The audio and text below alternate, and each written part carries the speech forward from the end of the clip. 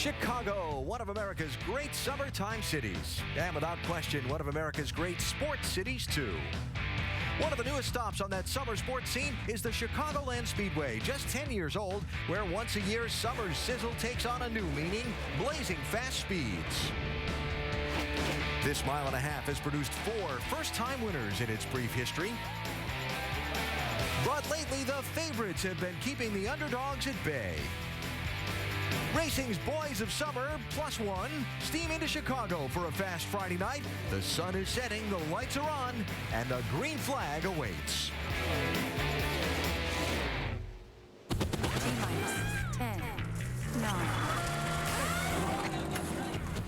6, 5, 4, 3, 2, ignition.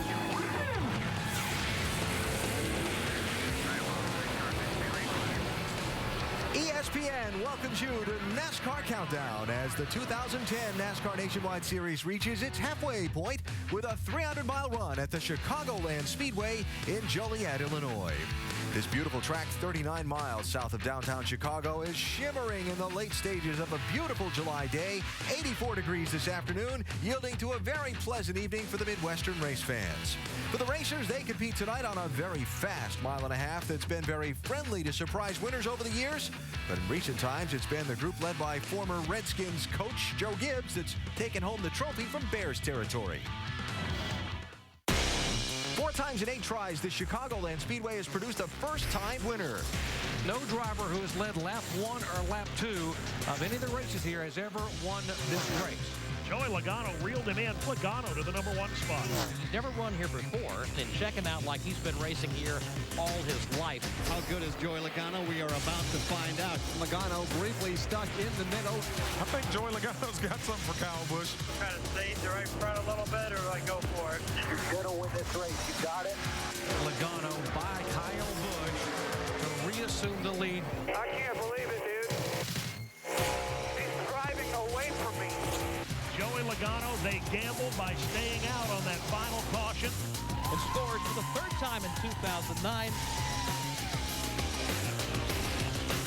The NASCAR Nationwide Series races on 8 mile-and-a-half racetracks, more than any other type of speedway. And on those tracks, Joe Gibbs Racing has been dominant the last 2 years. Wow. 28 entries, they've won 10 of them.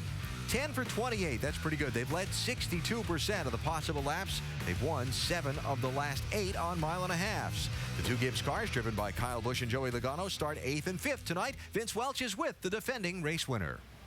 Well, we heard in that clip Kyle Busch say that you were just driving away from him in the late stages of that race a year ago. How is your car this year compared to the machine you had last season? Kind of hard to say. I hope it's just as good and drive away from everybody, but we'll see. I mean, I think we'll fight 5th there, so we'll go out there and work on this thing. It's going to change a little bit throughout the night here, and as it goes from day to night, we're going to have a little bit of changes there. So to keep up with the track on that one, and hopefully get the GameStop Toyota up there. I think we got a decent car. I mean, I feel like we were great in practice, but I felt like we were okay. And it's the same old guys that are up there every week. So, we'll see where we stand at the beginning of the race and work on it. Your crew chief, Kevin Kidd, says you drive this track a little bit like Kentucky. Of course, you won from the pole there earlier this season. What are the similarities between this track and that one? I kind of think of it as more like a California/Kentucky, kind of both together. And, you got a little bit of bumps going into one, a little bit like Kentucky, but you're carrying a ton more speed like California. Qualifying here, you're barely out of the gas, so it's kind of the same there. And both places we've run good and won at. So hopefully it all kind of puts together here. Alan, Joey Logano won in this very car 4 times last year, and he's already won in it once this season. No surprise that he says it's his favorite car. He starts 5th today. He will be a tough one tonight, that's for sure. So, Chicago, known for deep dish pizza, home of the Stanley Cup champion Blackhawks, and the place not chosen by LeBron James last night, but it is the place for NASCAR racing this weekend, and our ESPN pit studio is loaded up and ready to roll. Inside, Alan Bestwick with Rusty Wallace and Brad Daugherty. No truth, you're coming out of retirement to go back to the Cavs. If they start playing half court, I am there, baby. We've been calling him LeBrad all day, but he won't bite. This track, 10 years old. While it might look a lot like some other mile-and-a-halves, there are some subtle differences that make a big difference. Oh, it's a big difference. differences, just like you said, Alan, especially on the exit of Turn 2. Turn 2 is a corner that when you exit Turn 2, and it really arcs out. This is the only racetrack in all of NASCAR that's got a curved back straightaway. Take a look at that straightaway right there, folks. You come off of Turn 2 and it goes way out, and it really lets the drivers have more room, more real estate, so to speak, to let the car handle better. You see Brad Keselowski right there exiting Turn 2. He lets it run right out against that wall, and it just makes for a much nicer entry into Turn 3. Yeah, you're exactly right. I talked to Brad Keselowski, and he said, you know, the thing that's odd about this racetrack is it seems like you're always in the corner with this race car. And when you get to the corner and it steps out the yard, the back end comes out, he said it's unbelievable. You never, ever get comfortable and relaxed because you're always turning the wheel all night long. You did say curved back straightaway. We'll have to refine that. How about backstretch? We'll go with that tonight. I mentioned surprise winners here. Those subtle differences in this racetrack's layout can create circumstances that lead to some late race drama. Well, there is a lot of race drama. I mean, just like I said, this racetrack is so big and it opens up so much, we start having fuel mileage problems here. Look, we don't get a lot of caution flags at this racetrack because of the way it's designed. There's more room out there. We don't see as many crashes and stuff like that. And because of that, we see these long green flag runs and only a couple caution flags out there. And that's one of the reasons I think it leads to some of the first-time winners here. Yeah. The Gibbs Group, they've been so dominant on the mile-and-a-half tracks. Why? And does anybody else have a chance tonight? No. What has happened with this race car in particular, they have really figured it out. No matter if we're at the mile and a half, which they have been extremely dominant at, short tracks, wherever, they really have their program. It's the standard bearer. But I do like Brad Keselowski. Kevin Harvick's on the pole. Goodyear's got a new tire here this week that's a little bit softer, a little grippier, so maybe those two guys can go out and compete against Kyle Busch and Joey Logano. But at the end of the night, I do think the 18 and 20 will be up front. We talked about the Gibbs guys. You mentioned Brad Keselowski. Maybe the Penske posse could be the group to stop the Gibbs guys tonight. As we check the NASCAR Nationwide Series championship standings, the two Penske drivers, Keselowski and Justin Allgaier, are both in the top 3 in points. They're both winners this season, and they've both been strong just about each and every race. Yeah, huge pat on the back to Justin Allgaier. He has really been a smart race car driver this year. Hasn't torn up a lot of cars, got some great finishes, and has put himself in a great position to challenge for a championship, if some things change. Before New Hampshire a couple of races ago, Brad Keselowski said he wanted to get through Daytona with his big point lead intact, and then he'd look at how he was going to race the rest of the season. We'll find out what he means by that in just a little bit. When we talk to Keselowski, he'll start on the outside of the front row. Coming up, a quick look back to Daytona a week ago and the debut of the Next Generation Nationwide Series car, plus the career best finish of Ricky Stenhouse Jr. He qualified well tonight also. What about those surprise Chicago winners? 4 times we've seen a new victor here. Can it happen again tonight? And Danica's back. It's a track where she's got some open wheel experience. How much will it help? That and much more on the Chicago edition of NASCAR Countdown. That's awful pretty, but LeBron's still not coming. NASCAR Countdown is brought to you by Nationwide Insurance. Enter this code at codespotter.com for a chance to win a Roush Ford Mustang. Busy day at the racetrack. Sprint Cup qualifying just finished. Some drivers sprinting to get to driver introductions He is on in full time. trot there, huh? There you go. And we are getting ready to go with tonight's 300-mile NASCAR Nationwide Series race. Kevin Harvick on the pole. Alongside him on the front row, Brad Keselowski, who has made his way to and through introduction and is with our Dave Burns. And qualifying very important at mile-and-a-half tracks. So how big now to get the second spot here at Chicagoland? Well, it's a great starting spot to have no matter where you go, on the front row. So it's safe in case there's any problems at the start. So you know that you're not going to get in an accident. But most importantly, it shows that you have a great car. I think we have that today with our Discount Tire Dodge Charger. Halfway through the season, big 277-point lead. How do you guys avoid becoming complacent in the second half of the year here? It's really easy, really easy from both the driver's side and the team side to say, well, the car we won with last time at Richmond, it should be able to run up front again. And, that's not always the case. So you've got to keep working, got to keep getting faster, building better engines, building lighter cars, all those things that we need. And I think the guys at Penske are doing that. They're very committed to that. So we're going to keep working. And even from a driver's side, I know that there's areas I still have to get better. We still have Watkins Glen and Montreal, 2 road courses that I've struggled at. And, I'm going to have to work hard to keep this lead because Carl could get hot at any time and start winning races and take this back from us. So we've got to keep running up front. We've got to keep winning races. Well, if he improves on his finish here, his best finish, Alan, it was third 2 years ago. Maybe with a W, that would help as well. All right, David, thank you. Keselowski starting second tonight. He won the pole for the last 2 races, including for a memorable event 1 week ago at Daytona. Always a thrill to be at Daytona International Speedway, the debut of the next generation race car. I am so excited to be here at Daytona to see these new looking race cars. It's great for our fans. I'm fired up. Pace car is off 100 laps ahead as the 2 Dodges from the Penske team bring the field to the green flag. How about this? The 3 car to the lead on the 3rd lap at Daytona. How appropriate this is. The new leader, Dale Earnhardt Jr., shuffled by Kyle Busch. Junior's car makes this pass really look pretty easy. Man, Joey Logano's all over it. Stenhouse in the mix in the 6 car. He's had a great run all night. Here they come to the checkered flag. And Earnhardt is going to drive a number 3 car to victory lane at Daytona again. Dale Earnhardt Jr. wins. I don't know if it's you guys, but that's chills right there. Connor Jr., I appreciate your work, man. I love winning races with you, buddy. Man, you know, we lost everything here. And to come back with that number and do this, that means everything. His father'd be extremely proud. It was quite a night at Daytona. Dale Jr. winning in the 3, a spectacular debut for the next generation race car, and a career best finish for Ricky Stenhouse Jr., the 22-year-old Mississippi native who finished 3rd in his Roush Fenway Racing Ford. He starts 6th tonight. Can he be another Chicago upset winner, Doc?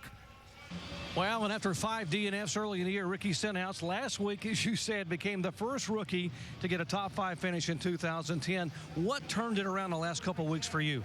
Well, I feel like it all started at New Hampshire. We had a really good race there at New Hampshire going and didn't get the finish that we needed or thought that we deserved. But, you know, when we got to Daytona, it was awesome to get that finish for the Blackwell Angus beef car and Mustang, which was cool, and City Financial. They're back on here at Chicago, and we're just going to try to keep that momentum rolling. You know, this place has a history for first-time winners. What are your prospects here tonight? I think we have a pretty good Ford Fusion, City Financial Ford Fusion. It was really good in race trim. And qualifying, I felt like I messed it up. We got through 1 and 2 really good, and I overdrove turn 3 and 4 and ended up 6. But overall, I think we got a good Ford Fusion, and looking forward to the race. Feel like we could have a good outcome. Good luck to you. Thank you. Alan, he wants to become the 5th first-time winner here at Chicagoland Speedway. Yeah, Doc, great time to look at that trend we've seen here over a decade of racing. Guys getting their first and, in some cases, only nationwide series win here. Well, that's incredible. Jimmy Johnson, first and his only nationwide win here after his 58th start. That's incredible. Yeah, see, Johnny Sauter right there, a good short-track racer out of Wisconsin. Yeah, I mean, this guy, won a lot of races around here. Yep. They're very deserving. I wish he was back running with us, though. Yeah, I do, too. Remember Justin Labonte, son of 2-time champ Terry, passed with Mike Wallace on the final lap in 2004? That was a lot of fun. Very, like I say, very good, emotional moment for Terry. And like to see Justin out running some more. Wish he was still racing some. And Casey Mears driving a Ganassi racing car to victory in 2006. Also his one and only win in this series. Maybe Ricky Stenhouse can be the guy who brings back the upset winner tradition at Chicago tonight. The first half of the season, as Doc mentioned, was pretty rough on the young drivers for Roush Fenway Racing. Stenhouse and Colin Brown. Brian Eichler getting a few starts late in the run. About a month ago, Jack Roush promised that we would see better results from these young guys in the second half of the season. Stenhouse was 3rd at Daytona. No, yeah, there's no doubt about that. But, Alan, there's one thing I do say. In my whole career, every time you're a young guy and you go to the racetrack for the first time, you get roughed up pretty big time. But when you go back the second time, man, you have learned a lot, and that's what's happened with these guys. Jack says they're going to run better. You know, we all think they're going to run better because they're going back with more experience. That's my reason. I don't know if it's about pieces or parts, what Jack's actually talking about. But I know from a driver's standpoint, when you get more practice at that track, it's always better. Well, if you look at the opening 12 races of the year versus the last 5 for the Roush Fenway young guys like Stenhouse, the numbers say, yes, they are improving. They've greatly improved. And the thing that you think about is when you're talking about the pieces of parts, Rusty, Jack had talked about his race simulations with his Cup program and how that had trickled down into his nationwide series efforts, and it wasn't that good. But when I talked to Jack Roush, the thing I found very interesting is he was very calm and very supportive of these young men. And he said, yeah, they're tearing up some race cars. Once they get past that, they're going to be very, very competitive, and I'm behind them 100%. I think we in the media have jumped all over it because of these young guys and said, man, they're tearing up race cars. cars, he's got to be getting them out of there pretty soon. Jack has been very calm. I applaud him for that, and he's got two really good young race cars. I think you and I jumped on tearing up race cars because we both own them. That's exactly right. It cost a fortune. Yeah, there you go. I know we're getting ready for tonight's race, but a quick moment to look back on last weekend's debut of the next generation race car for this nationwide series. From fans, competitors, what have you heard? Oh, man, everybody loves the car. They really do. I talked to a lot of drivers today, actually Kevin Harvick, Jamie McMurray, among others. They both said, Rusty, the car feels so much safer. There's so much more room inside of it. Actually, I was talking to Jamie McMurray. Looked like he was all cooped up in his car. He said, man, these things are uncomfortable to drive. I love these new cars. They feel good. The Cup cars, all that. Thumbs up from everybody so far. Oh, are you kidding me? I think this is the best thing NASCAR has done in the last 5 years in this sport. Bringing this race car, bringing the branding back to this sport so we can all get behind that Chevrolet or get behind that Dodge. It gives us all identity, and that's what we want as a fan. We want to be able to cheer for our brand. It's the bee's knees, baby. Alan, you know, one thing I like so much about this new car is the front end. Yeah. The new car looks so cool. Yeah, you can see they really look hot. I love them. It was a lot of fun. Danica Patrick in the field tonight, her 5th try in the NASCAR Nationwide Series. She's going to start 28th in that 7 car. How best finish so far, 30th. How are those results matching up against what your expectations were? Well, I think she's definitely getting better. She's struggling, no doubt about that. And I think, you know, we all keep talking about what she should do and what she shouldn't do. I think she needs to set a goal for herself. At the very end of the year, Brad, I think if she finishes in the top 20, those last 3 or 4 races, she's done good. I agree with that. And I said it at the beginning of the year. What are the expectations for her? I mean, we know what the marketing plan is and all of that stuff, but what's realistic expectations for Danica Patrick? And that got kind of, you know, minutia. Everybody wanted to talk about her run up front winning races. I sat down with Danica and talked about, I said, Danica, what do you have to do in order to be successful? Can you continue to run the IRL and run in the stock car? She says, Brad, I don't know, but I'm going to do it because I want to try. And we have to applaud her. Let this thing play out. Let's see what happens over the next year and a half. She gets in the car more as we get towards September, October, so she'll have more reps, more experience. Let's give her a chance and see what happens. Yeah, after the IndyCar season ends, the schedule heavies up for Danica Patrick again, starting 28th tonight. Let's go back to the grid now. We were talking about Roush Fenway before. Jamie is with Carl Edwards. He starts 4th. Jamie?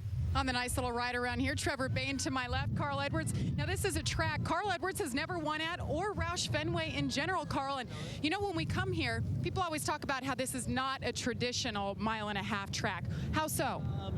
I didn't know we hadn't won here at all, but we'd love to put the Fastenal forward in victory lane. I don't know what's different about it, but it does feel different. It feels it's kind of a cross between Michigan and Texas. You know, the track is it's a neat surface. You can run all over it. You know, Trevor and I were just talking about the rubber down here in the corner. I think the groove's going to migrate a lot, and I think that's one of the things that makes it non-traditional. You're going to see cars up against the fence, cars down here on the white line, and as long as there's a blue 60 out front, that'd be great. All right, 8 and 9 winners here. We're different faces. Carl Edwards hopes to continue that trend, Alan. Thank you, Jamie. Starting 4th tonight, let me remind you now that the Home Run Derby returns to ESPN Monday as 8 of the best sluggers in the game swing for the fences at Angel Stadium. 5 All-Stars who will be competing are Triple Crown threat Miguel Cabrera, David Ortiz, Vernon Wells, Matt Holliday, and Corey Hart. The State Farm Home Run Derby on ESPN Monday at 8 Eastern. Still to come, we hear from more of the top starters in tonight's race, including the top starter in tonight's race. Did he say the groove was going to migrate? Where's it going? You said minutia earlier, I did so we'll give that to him. Okay, we'll let him. Let's see. What's that mean? LeBron still ain't coming here.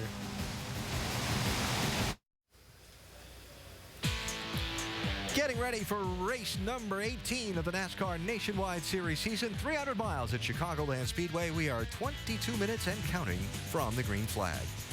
Qualifying for this race was held just under 4 hours ago. 47 cars ran the fastest lap, turned by the 33, Kevin Harvick, who's enjoyed quite a bit of success at this track. 2 Sprint Cup wins, 2 Nationwide Series wins, but this is first pole in his 8th try for the Nationwide Series. Kevin will lead the field of the green tonight. He's with Vince. Well, and Kevin Harvick and his crew chief, Ernie Cope, really fiddled with the setup for this race today, and you're going with something a lot different than what you would normally go with. Why? Well, we just feel like, you know, the 18 and 20 have had more speed than we've had, and you know, we just have to, before we had to capitalize on the races that we didn't make mistakes and they did. So I feel like we have the speed. I don't know how long it'll have speed or what the handling characteristics are going to be, but Jimmy John Chevrolet has had speed and hopefully keeps it for a while tonight. He's won here before, and he has that all-important #1 pit stall. That could make a difference tonight. Vince, thanks. A big night for Kevin Harvick, the hometown of his sponsor as well. Now, to win a race where fuel mileage can be critical, you got to have all the gasoline on board the rules allow. For more on how to make that happen legally, we go to our Craftsman Tech Garage and bring in Tim Brewer. Tim? Thanks, Al. Imagine me with the most fuel in a race car at a racetrack. But, hey, it's teamwork. The fuel man, he's got to hit the probe exactly right. But at the same time, you've got to open the flapper valve right here. The flapper valve sits in this area right here. When the probe opens it, it allows the fuel to come into this area, discharge the air right here. But the trick is the crew chief has to tell the driver, do not leave until I tell you to, because the crew chief wants the car to come back down and get level, get all the air pockets out so he can make sure he gets all the fuel and make sure there's no air pockets in the system.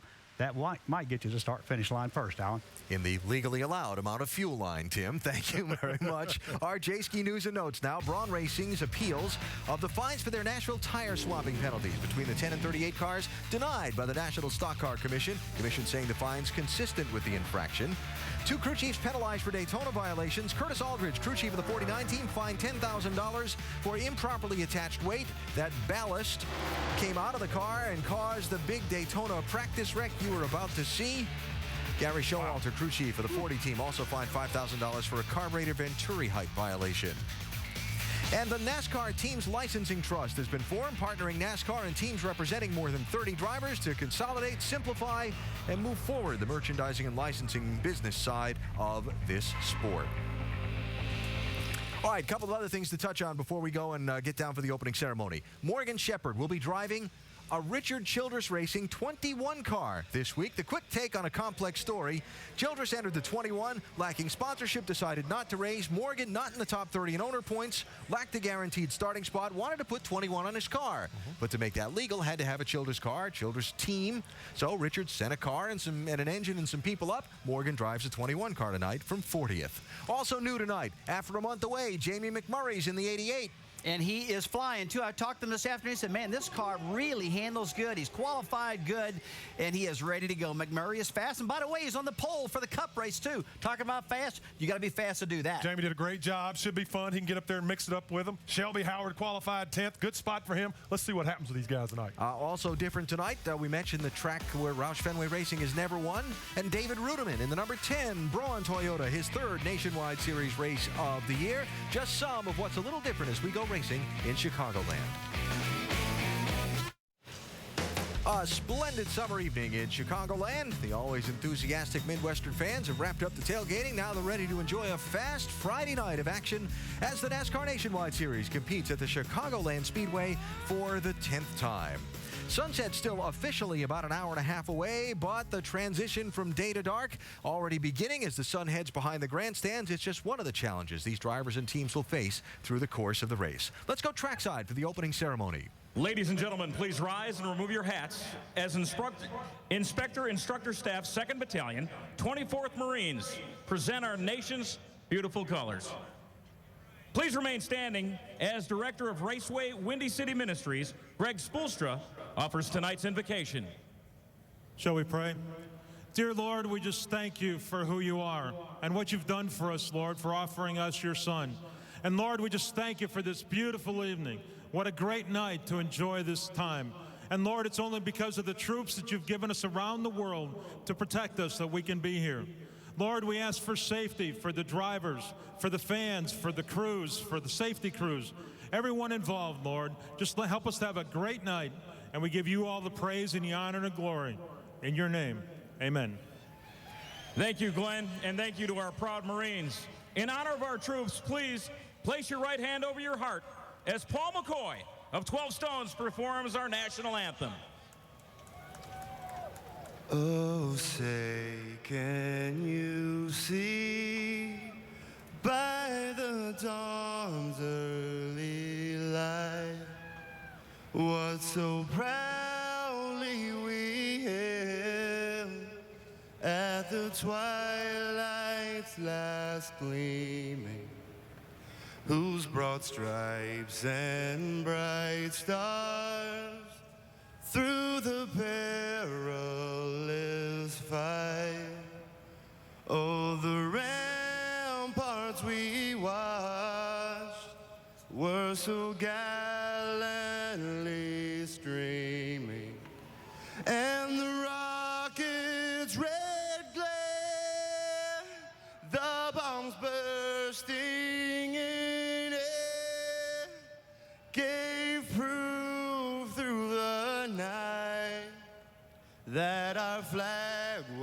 still there.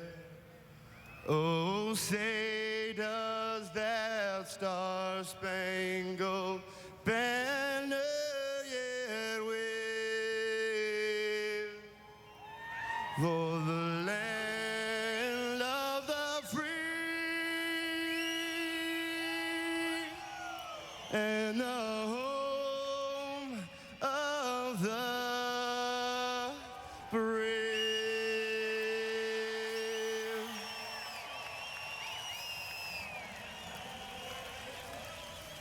And so time for the drivers to begin to buckle in. You know, we just talked about Jamie McMurray a couple of minutes ago, and word comes down from NASCAR that he missed the drivers meeting. Oh, man. And so instead of starting in the 9th position tonight, he's going to go to the back of the field in that 88 car. Be fun watching him come to the front. There you go. He's going to be mad.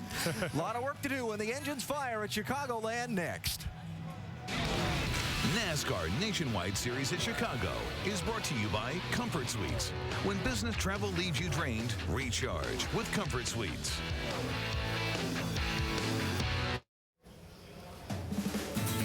Race 18 of the 35 race NASCAR Nationwide Series about to get underway at the Chicagoland Speedway on a splendid summer night. This is one of those races last year where the Gibbs guys, Kyle Busch and Joey Logano, went head-to-head. Logano won that one. Earlier in NASCAR Countdown, we heard Big Brad say, yeah, one of the Gibbs guys wins tonight. Question is, which one? Yes? It's so difficult. Joey Logano was great last time we were here, but Kyle Busch hadn't been around in a while, and this feels like it's got a Kyle Busch evening to it. I just think he's going to be up front and tough to beat. Well, I think it's going to be one of the Gibbs cars again. I really do. I mean, these guys have got this particular car so figured out. They've been running it for 4 or 5 years now, and a lot of the competitors can't wait for the new car so they can probably break these guys' streak. Hopefully. We will find out how it plays out over 300 miles tonight.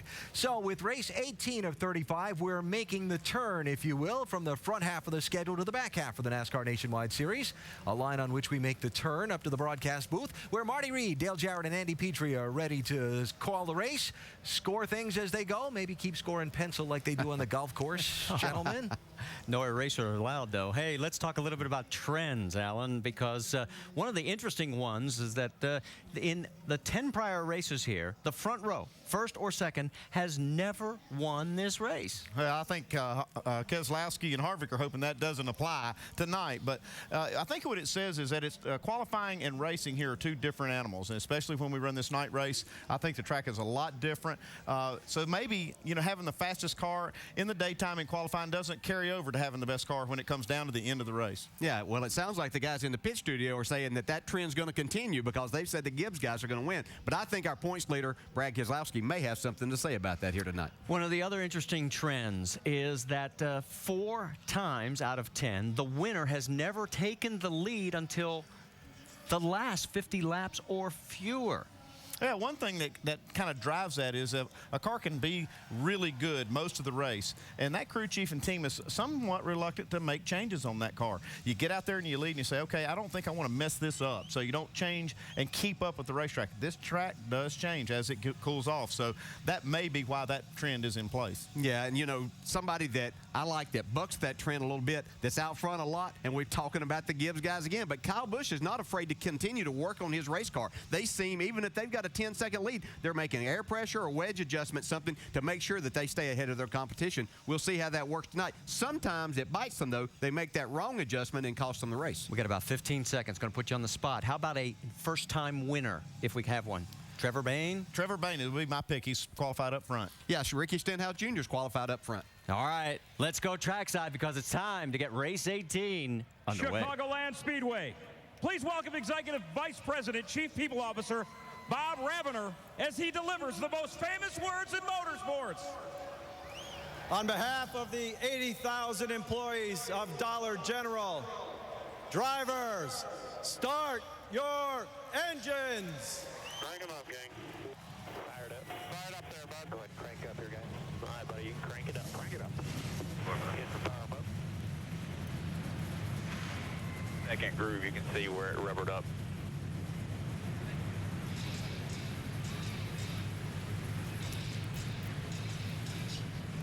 Repetition.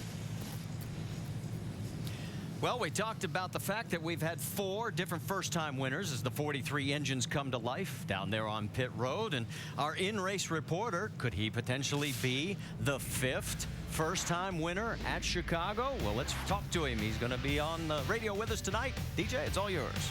Hey, Trevor, Dale Jarrett, the ESPN. You have a copy?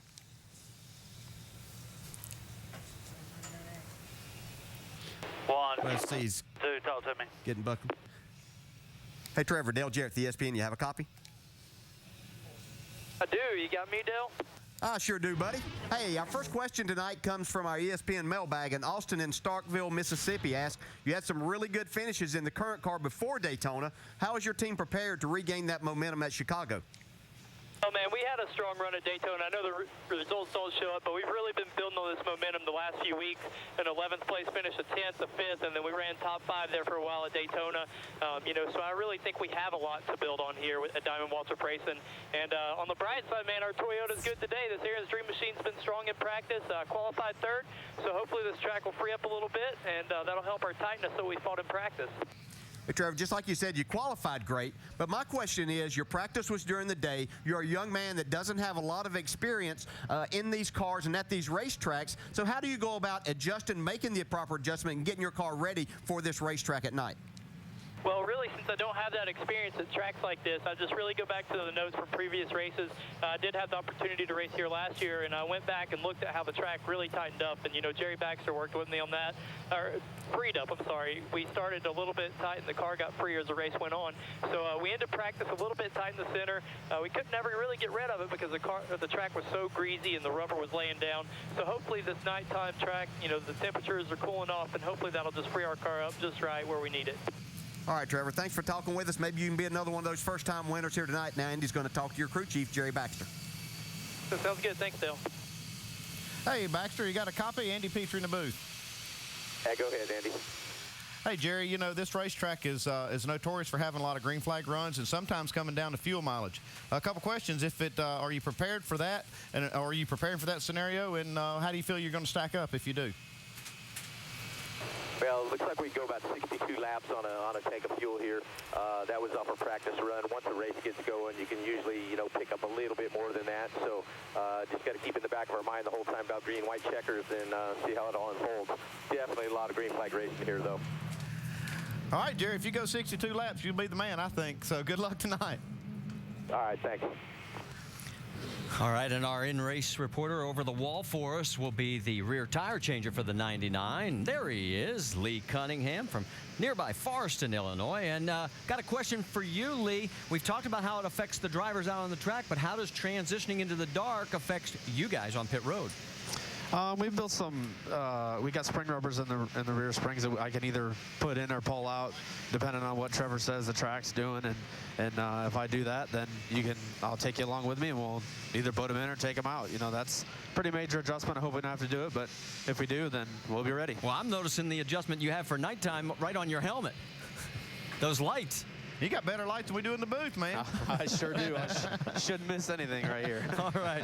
Thanks a lot. Good luck tonight. That's the car he'll be working on throughout the 200 laps here at Chicago. And we'll go green when we come back.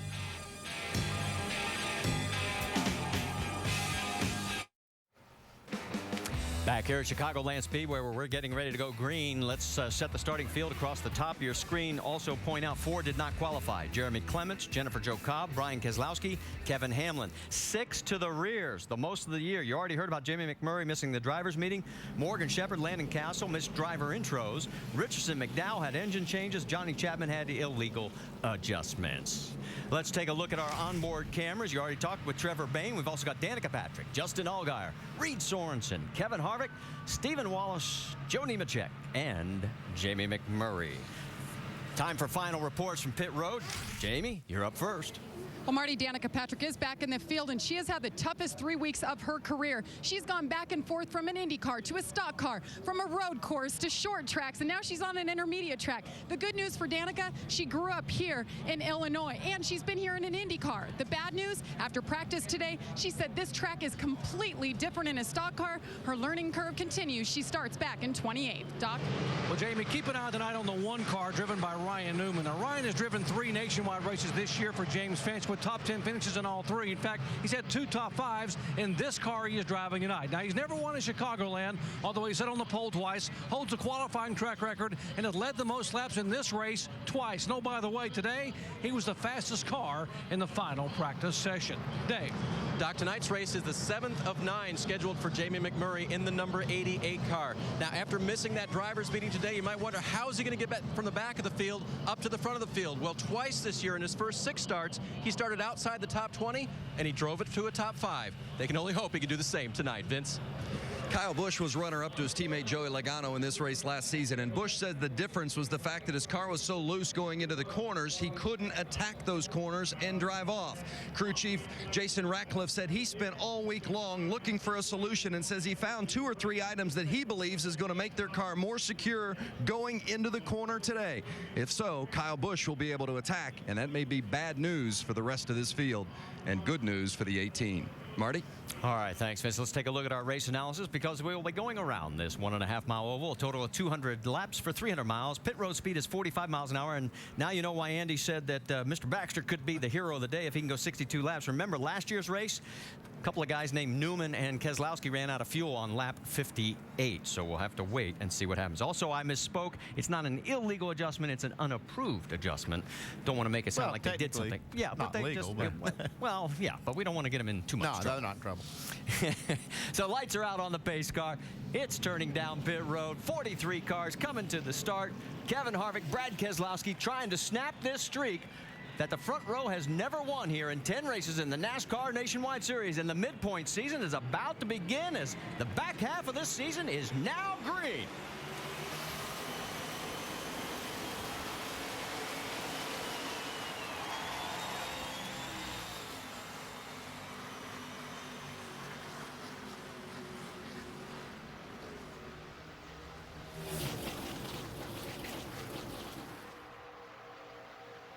Coming down the backstretch, everybody still up front. Those first 4 rows side by side as they head into 3 and 4. Who's going to lead lap number 1? Looks like it's going to be Harvick right now. Here comes Trevor Bayne on the inside. Here comes Keselowski back on the outside. And also following the 60 of Carl Edwards. Boy, that was just Harvick by a nose right there. You can see how dark the racetrack is. Goodyear's brought a great tire once again that really rubbered in here today with all the practice. Look at all the room they have off of turn 2 there. That's what we heard Rusty talk about in the countdown show. It just allows for a lot of side-by-side racing. And another thing, you see that back straightaway, just how curved it is, and it makes for really nice transitions into and out of the corners off of turn 2 and into turn 3. Side by side for second place. Carl Edwards on the low side. Now Keselowski sort of up there by himself for a little bit. It looks like everybody else trying to go along with Carl. Joey Logano in the 20 right there. Now he slides up. Yeah, you have to be careful down in turn 1. If you get in there a little bit too low, that part of the racetrack is extremely rough. You see how bad the guys are going to have to fight this sun right now for a few laps. But that part of the track's really rough down there, and with these cars coil binding, it bounces the car up the racetrack. Kevin Harvick now opening up a bit of a gap. As you see, the 22 of Brad Keselowski. Hot pursuit with Carl Edwards and Joey Logano close. Yeah, we heard Kevin talk about that they were trying something a little different. They felt like that they needed more speed out of their race car to contend with this 18 and 20 as they race side by side now. Here comes Kyle Busch. Yeah, speaking of speed, look at this right here. Kyle Busch wasted no time getting to the front. Man, look at that car go through the middle of the corner there. Yeah, speed's never been a problem with this group from Gibbs. You know, I've always found that to be my problem. Never enough speed. Side by side, and boy, all of a sudden Carl gets passed by both of the Joe Gibbs racing machines. So move the 18 and 20 up a spot as Kyle Busch is now 3rd, Logano 4th, Edwards 5th. How about we check in on Jamie McMurray because he is moving, guys. He has picked up 9 spots and closing in quickly on number 10, Eric McClure. Yeah, most of these have been on the high side. I've really seen him utilize that top side of the racetrack, and that's a good thing about this racetrack is you have a lot of room there. There you see, he started 37th. Also right in front of him, Michael Annett has also picked up 10 spots. So those two sort of coming to the front together. Whoa, and boy, Allgaier got loose. Gathers it back up, maintains position right behind Ryan Newman. Yeah, 10-4, good job. Let's go back and take another look at this, give you a chance to analyze this one, guys. Yeah, that car on the inside, this is another 1.5 mile racetrack to where that inside car responsibility, you have to be extremely careful. That's where you'll get loose. Not as much air on the spoiler there. You try to drive off in there, Andy, you get in trouble. It does. It really changes the dynamics of the car. You got to be ready for it. And see, he wants that spot, but woo, he just about paid the price. And there they are. You can see that there is Jason Leffler right behind him. Two cars have already taken it to the garage starting parks for Dennis Setzer and Johnny Chapman. And I think that's part of the thing that we've seen with Allgaier is just with his experience over the last 1.5 years, that in that situation before, he would have probably crashed that race car, but he knows his limits a lot more now. Trevor Bayne and Ricky Stenhouse Jr. having a little tussle for 6th position as the two guys that could become our 5th first-time winners. We talked about them at the beginning of the broadcast. Right now, having a good start as we've completed 7 of 200 laps. Right now, Kevin Harvick still leading up front as these two still going after. Here comes Stenhouse one more time. As we move a little bit further forward, the gap has closed, though, between 1st, 2nd, and 3rd. Harvick, Keselowski, Kyle Busch with Joey Logano and Carl Edwards in pursuit. Kyle Busch, man, he's already got 6 wins this season. Brad Keselowski's in control of the points. Harvick just wants to win. For our Verizon Wireless customers, text Champion to 43776 for exclusive Champion Chats content from the NASCAR Now Roundtable. This week's would be whether you consider Kevin Harvick, after his Sprint Cup win of a week ago, to be on par with Jimmy Johnson and Denny Hamlin where the championship is concerned. Check that out with our Verizon Champions Chat. New leader in this race, Marty. Kyle Busch has quickly established himself out front. Yeah, these guys didn't realize we were going to break, and both he and Brad Keselowski get by Harvick. Here's the pass. Looking back from Harvick, here comes Kyle around the 22. Yeah, Brad Keselowski tried to make a pass on Harvick. Couldn't get it done, and now he has to yield to the 18 car here as he's coming through. And then just a little bit later, here comes the 18 on the 33. Yeah, you can pretty much see Kyle Busch can take this Toyota anywhere he wants to go. He passed Brad Keselowski on the high side, now Kevin Harvick on the bottom side. Kyle's now led over 900 laps, and just a few moments ago, Danica's getting a little more education in the world of NASCAR, courtesy of the 27 of Justin Lofton. Back live, we can tell you that Danica right now running in 27th position behind Lofton. He's gotten around her. I think she's doing a pretty good job. I can see the one thing that where she gets beat a little bit is on the entry to the corners. But that's one thing that's so difficult about driving these cars, in particular when you don't do it on a regular basis. You have to drive, because of these tapered spacers, you literally have to drive them so hard that it makes it difficult. Let's check in with Dr. Jerry Punch. Well, DJ, you're talking about Danica getting in the corner. She happened to be here at this racetrack back at the early part of May for an ARCA test, driving an ARCA car.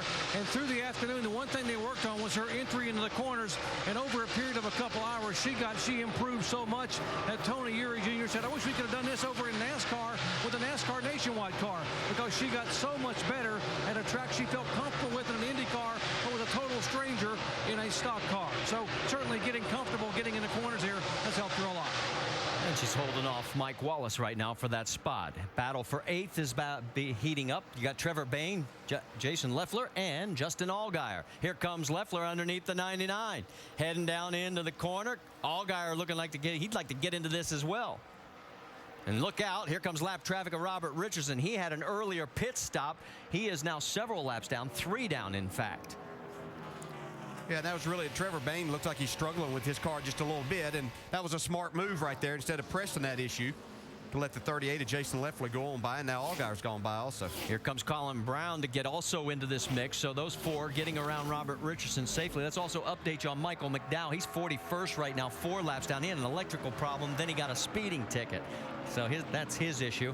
Only 2 cars out of this race as of now. Yeah, see those 3 young drivers there, that's kind of the face of this sport, and that's the kind of things that Brian France talks about. These are the guys that he wants to see have an opportunity more and continue to have opportunities in this nationwide series. So as that battle continues, let's go back up front, check in on our race leader, Kyle Busch. Vince Welch, what's the latest? Well, Kyle Busch says he's a little free everywhere. When he gets into the lap traffic, he feels like it snugs up almost a little bit too much, but he has certainly marched his way to the front. And what's been the secret for Kyle Busch on these mile-and-a-half tracks? Well, crew chief Jason Ratcliffe said about 2 or 3 years ago, they found something that they were looking for with the aero package, and they hit on it, and they felt like that made a difference on these mile-and-a-half tracks. And then they found the spring, sway bar, and shock package that worked with their aero setup. So these tracks are tough enough because you need that whole package to be good. And then when you've got the whole package and you've got a driver like Kyle Busch, well, that's why you're dominant. Jamie Little. And the guy he passed is in second right now, Kevin Harvick. He was battling a tight race car in practice this morning. So in countdown, he told us they went to a non-traditional setup. He said that was to get speed. The problem was he didn't know how long that speed would hang in there. Well, our question has been answered. 10 laps he led. And guys, Kyle Busch, that 18 checked out. Kevin Harvick says, guys, I'm tight already. All right, Jamie, as you finish up, Danny O'Quinn has taken his car behind the wall, so 3 starting parks now to report for you. Also, as we look a little further back, Joey Logano trying to catch up to Brad Keselowski. Let's listen in on the radio. Harvick's cleaning the top off, ain't he? Oh, yeah, he's way up there. Yeah. At least you know it'll be clean for later. Yeah. Comments from Joey Logano as he chases down the group that had eluded him early in the race. One of the main reasons for that is because he backed off a little bit. The right front he thought he was abusing. He was charging the corner too hard, so he started slowing down his entry, cooling off that right front, and the car started turning just a little bit better. Right in front of him, Brad Keselowski as well, running fairly decent there, but his complaint right now is that he's losing grip into the corners. The car is bouncing as the 22 of Keselowski enters each corner, and that's causing him to lose a little grip as he chases down Harvick. And you saw all of them go around the 21 with Morgan Shepherd behind the wheel. That's right, it is Morgan. Can also tell you right now the 37 of Josh Wise is turning his 37 behind the wall. There is a good look at Morgan. We've documented the story of how that all came about for this week. So the 21 is here. It is a Richard Childress racing machine. Morgan Shepherd behind the wheel. He is 1 lap down and would get the lucky dog if there was a caution. Right now, we've completed lap 25 of 200.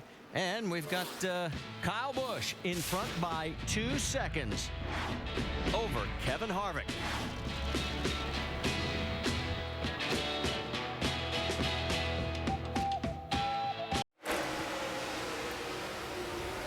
Watching the NASCAR Nationwide Series race tonight here at Chicagoland Speedway. Reminder, tomorrow morning, NASCAR Now gets you ready for the NASCAR Sprint Cup race here, 10 a.m. Eastern Time on ESPN2.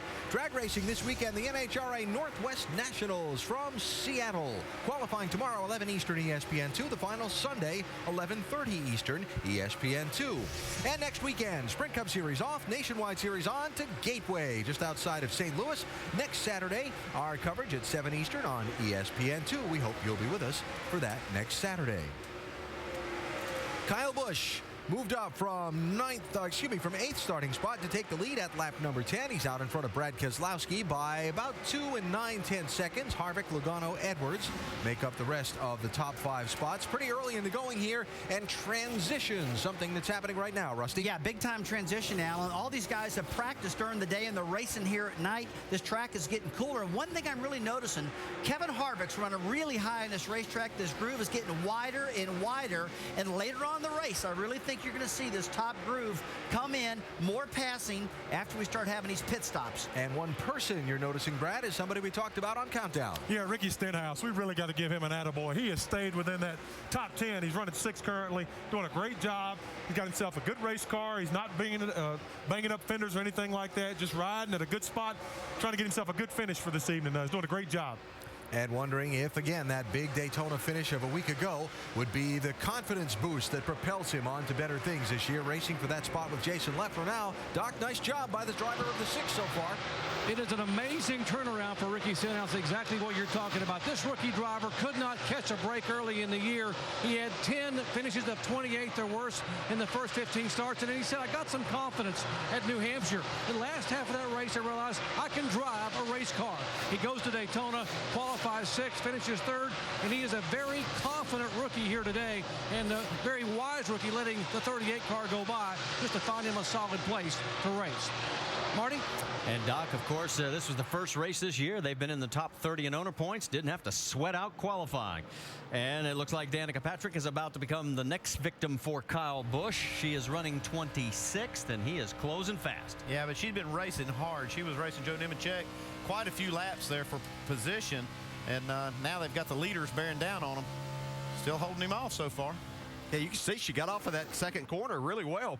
Right here's the one part where Kyle Busch is so much better. He's better than most people here, everybody so far, that he just goes through the center of the corner and then gets that nice run off the corner. Yeah, I think you're talking about Danica getting in the corner, not as deep as a lot of cars. Sometimes that can actually pay off for you in these longer runs because you don't abuse that right front tire and you can start making good runs off the corner.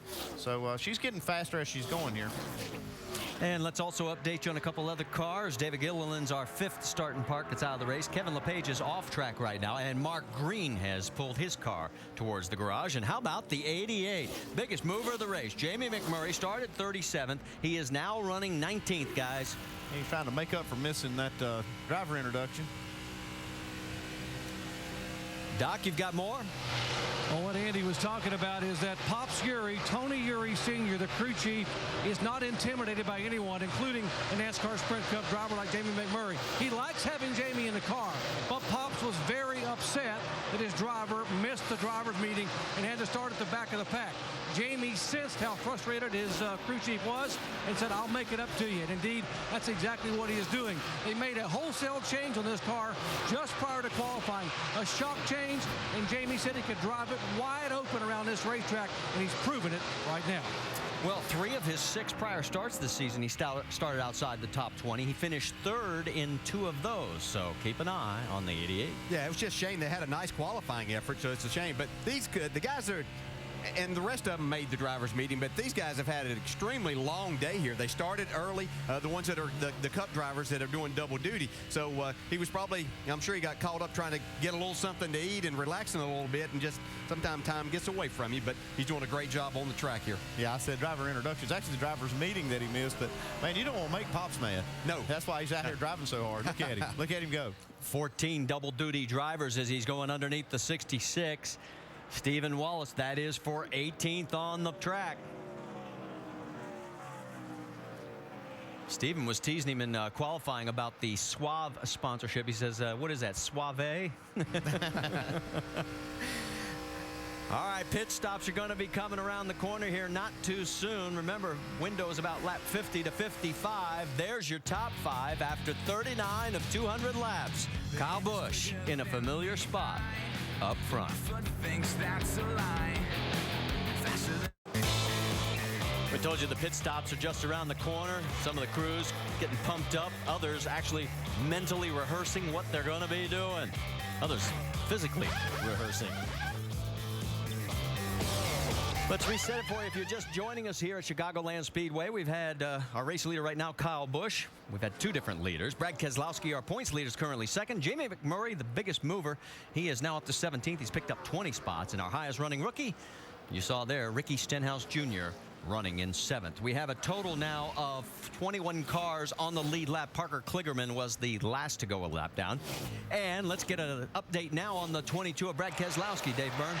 Well, you know, Marty, we talk about things that drivers can do inside the car to help their race car. Sometimes it's about what you aren't doing. Listen to Brad's radio. All right, Paul, here's what I got. I found the speed by not turning the wheel. Kind of weird, but if I turn into turn 3 with any wheel input, it just works over the bumps. I took out a lot of wheel input and got it to go better here. I need my car not to do that. Not turning the wheel. Now, obviously, he's got to have some wheel input, but DJ, what's that like when you let the car just sort of do its own thing?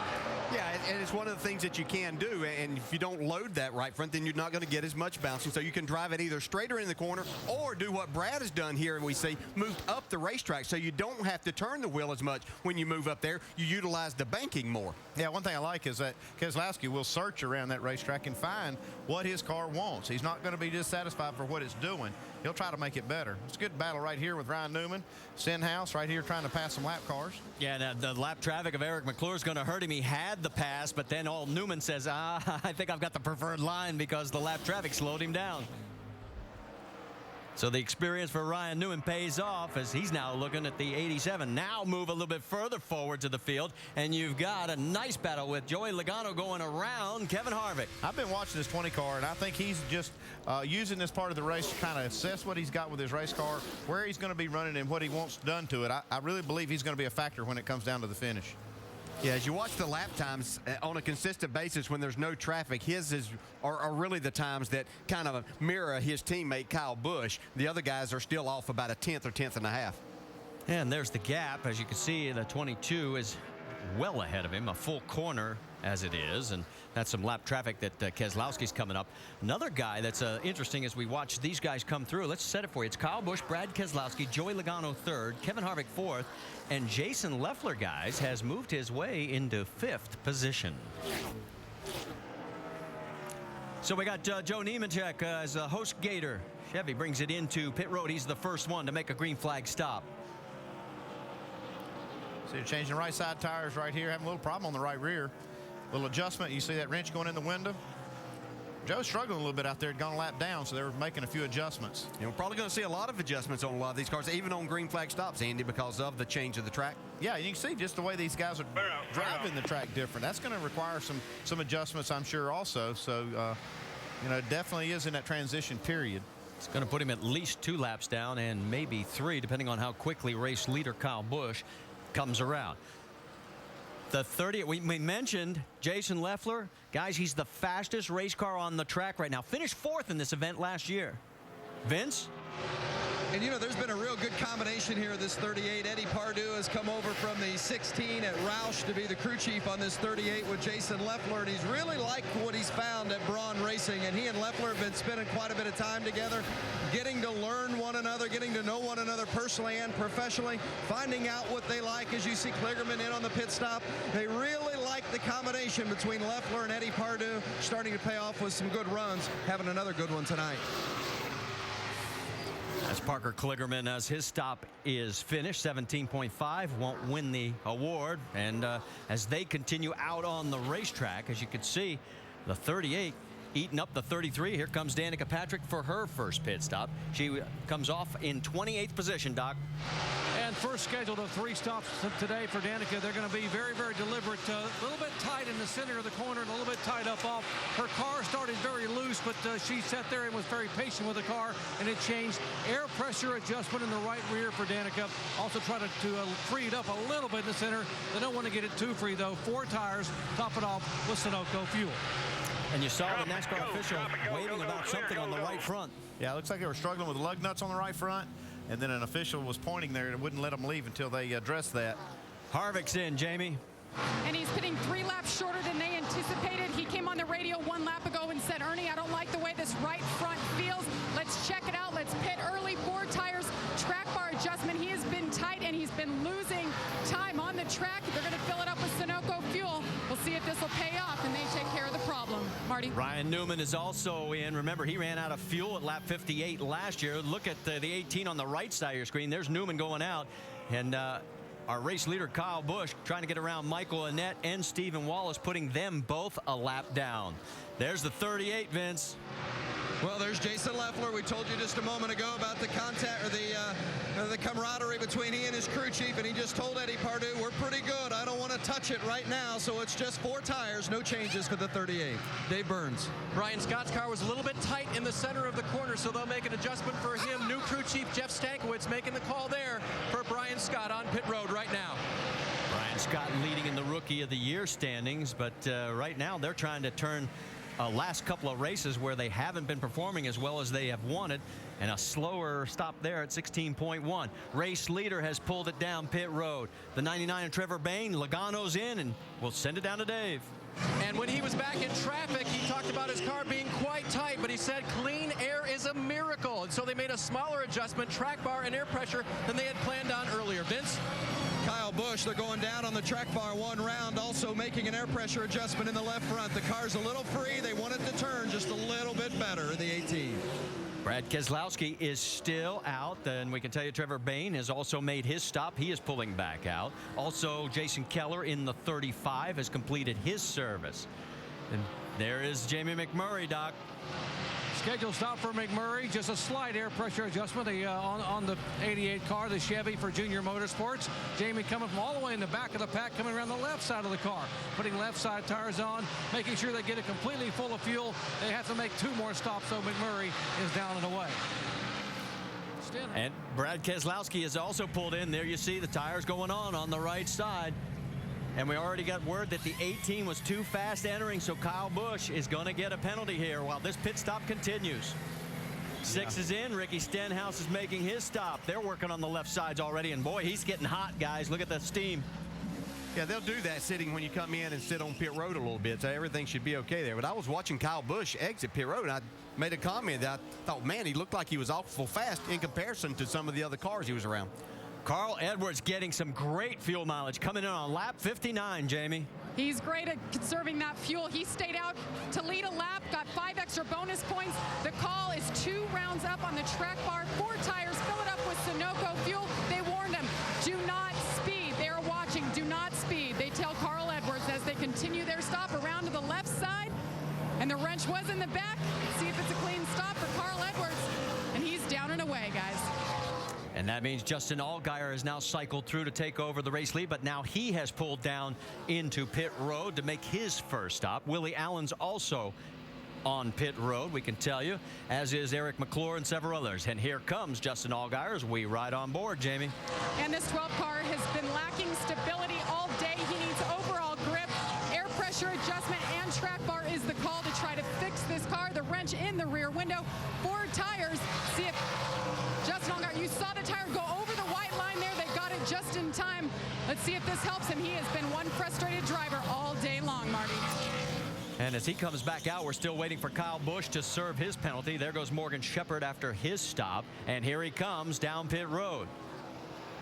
So this, a very costly penalty. He's really got his work cut out for him. Well, if anybody can make it up, he can. He's done it before. Did it at Charlotte in May.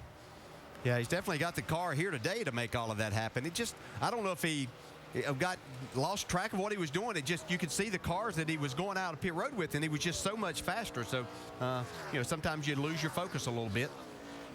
So we'll wait to see where this cycles him through after serving the penalty. Now let's go back and show you exactly what you were talking about, DJ, in relationship to everybody else on pit road. Look, he's gonna pass one car here. And then you can see with the 99 how he was closing on Trevor Bayne, who was up in front and almost getting to that point where the speed limit ends.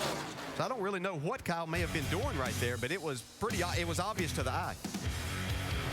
All right, this was one of the problems during pit stops for Ryan Newman. He lost a lug nut on the right rear, and then also we talked about Danica Patrick. She had a problem on the right front. You can see the official saying, fellas, you're going to have to fix this before you go back out.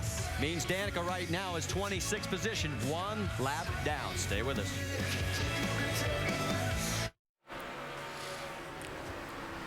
Riding with Reed Sorensen here at Chicagoland Speedway. Let's talk about the 2010 FIFA World Cup because it's going to continue on ABC tomorrow and Sunday. First, tomorrow, Uruguay takes on Germany. 3rd place game, 2 Eastern. Then Sunday, Netherlands takes on Spain in the final at 1:30 Eastern. Which nation wins their first World Cup? 2010 FIFA World Cup on ABC tomorrow and Sunday. Welcome back to the Dollar General 300 powered by Coca-Cola. Make sure to go to NASCAR.com for all your latest NASCAR information. And Reed Sorensen right now 13th with Ryan Newman, despite his problems, right ahead of him in 12th. A little bit of wiggle there as the sun still in their eyes as they head down into turn number 3. There's your top 5 after 68 of 200 laps. We have gone caution-free. Remember, last year we only had 2 cautions all of last year, so this is not uncommon. Dave, let's get an update from pit road.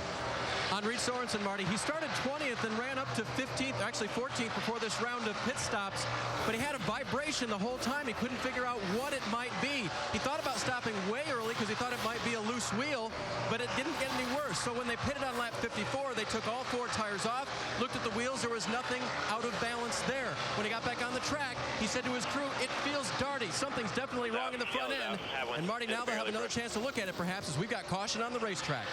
So we have caution for the first time here on lap 70 of 200. So a good long green flag run. And the word is it may have been the 27 that sort of brushed the wall and brought this caution out. Yeah, they've been stretching his groove up pretty far, but Justin he got Lofton a little too high up in the middle of 3 and 4. I don't feel some too damage. bad. It was just a light brush. Yeah, it doesn't look bad. I mean, it looks like they're going to be okay if they get some tires and maybe pull on those fenders a little bit. Well, let's see who this helps, because right now Brad Keselowski is the race leader. Remember, we talked about Kyle Busch and his speeding penalty? He was in 6th place, 19 seconds down. This just helped him a ton. I'm not sure he needed any. Yeah, he was when he just made up all 19 seconds. Yeah, it certainly is a big help, but he was way faster than anybody else on the racetrack. I think he might have been a little bit ticked off. Well, he always does get the bit between his teeth when things don't go well. But our first caution here, as we mentioned, as we've completed now 70 laps, we can tell you we have a total of 16 cars on the lead lap. Jamie McMurray is the last car. And it looks like it'll be Brendan Gaughan who will get the Aaron's Lucky Dog. We'll confirm that and update that.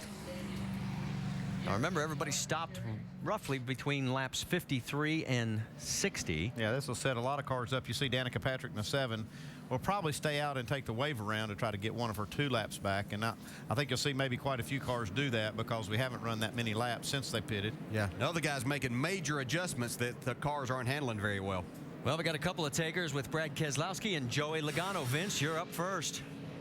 Well, that 38 of Jason Leffler did not like that recent set of tires. They made no changes, but he said he had a bad vibration, so they're going to stick with no changes, but they are going to put on 4 fresh Goodyears. Dave? And they're going to change tires here, too. We'll see if it's 2 or 4 for Brad Keselowski. He said the entry was definitely looser, which he liked on the start of that run. It's going to be just 2 for Brad. Jamie? Kevin Harvick was your pole sitter. He does want changes, says they're way too loose at the start of a run. Air pressure in the left rear and a 1/4 of a wedge adjustment. 4 tires for Kevin Harvick. Marty? Take a look as boy Kevin Harvick is going to lose a lot of spots here, 6 to be exact, and there Allgaier picks up 7. But how about Kyle Busch? There he is in 3rd with the Nationwide Insurance race off pit road. As he taking 2 tires, a couple 3 or 4 cars there taking no tire. Yeah, Allgaier none, and Kevin Harvick lost all of those spots because he took 4 tires there, but he needed to do that so they can figure on the adjustments they need to make with this car because it's not of his liking as they get fresh tires on it. Well, we talked about what Lee Cunningham's going to be doing on pit road for the 99. Let's go over the wall with him. And 1 can of gas. Here we go.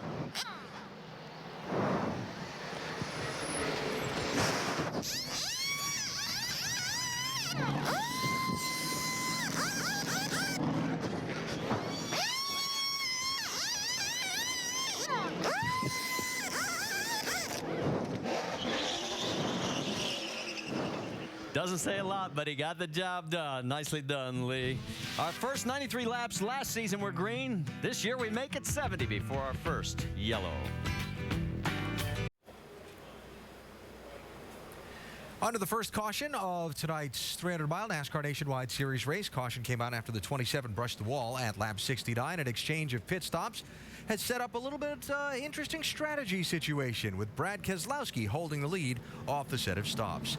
The caution giving the first car not on the lead lap, Brendan Gaughan's 62 machine, the Aaron's Lucky Dog free pass. He gets to come back around and rejoin the lead lap hunt. Quick impression on what you've seen so far, Rusty and Brad? Well, right now that was a really long green flag run the very first time. Around between 56 and 60 laps. Now these guys went out and run about 14 laps after that. It gives them a second chance to come in and readjust the car if the adjustment they made wasn't correct. So I know the drivers are liking it. Now McMurray, this is a guy that's really liking it. He's got himself back up there pretty close to the front after that big penalty.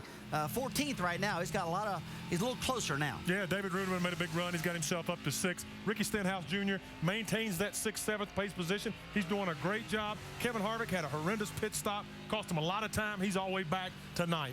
Let's talk about Harvick. We saw some guys take fuel only, saw some guys take 2 tires, but Andy Harvick's team chose to go with 4, and he's going to find himself back in 9th place. Yeah, Alan, you see right here the difference between an average pit stop at best here for Harvick and a great pit stop for Logano. A little bit everywhere, but you see the right side about a second, 1.7 seconds.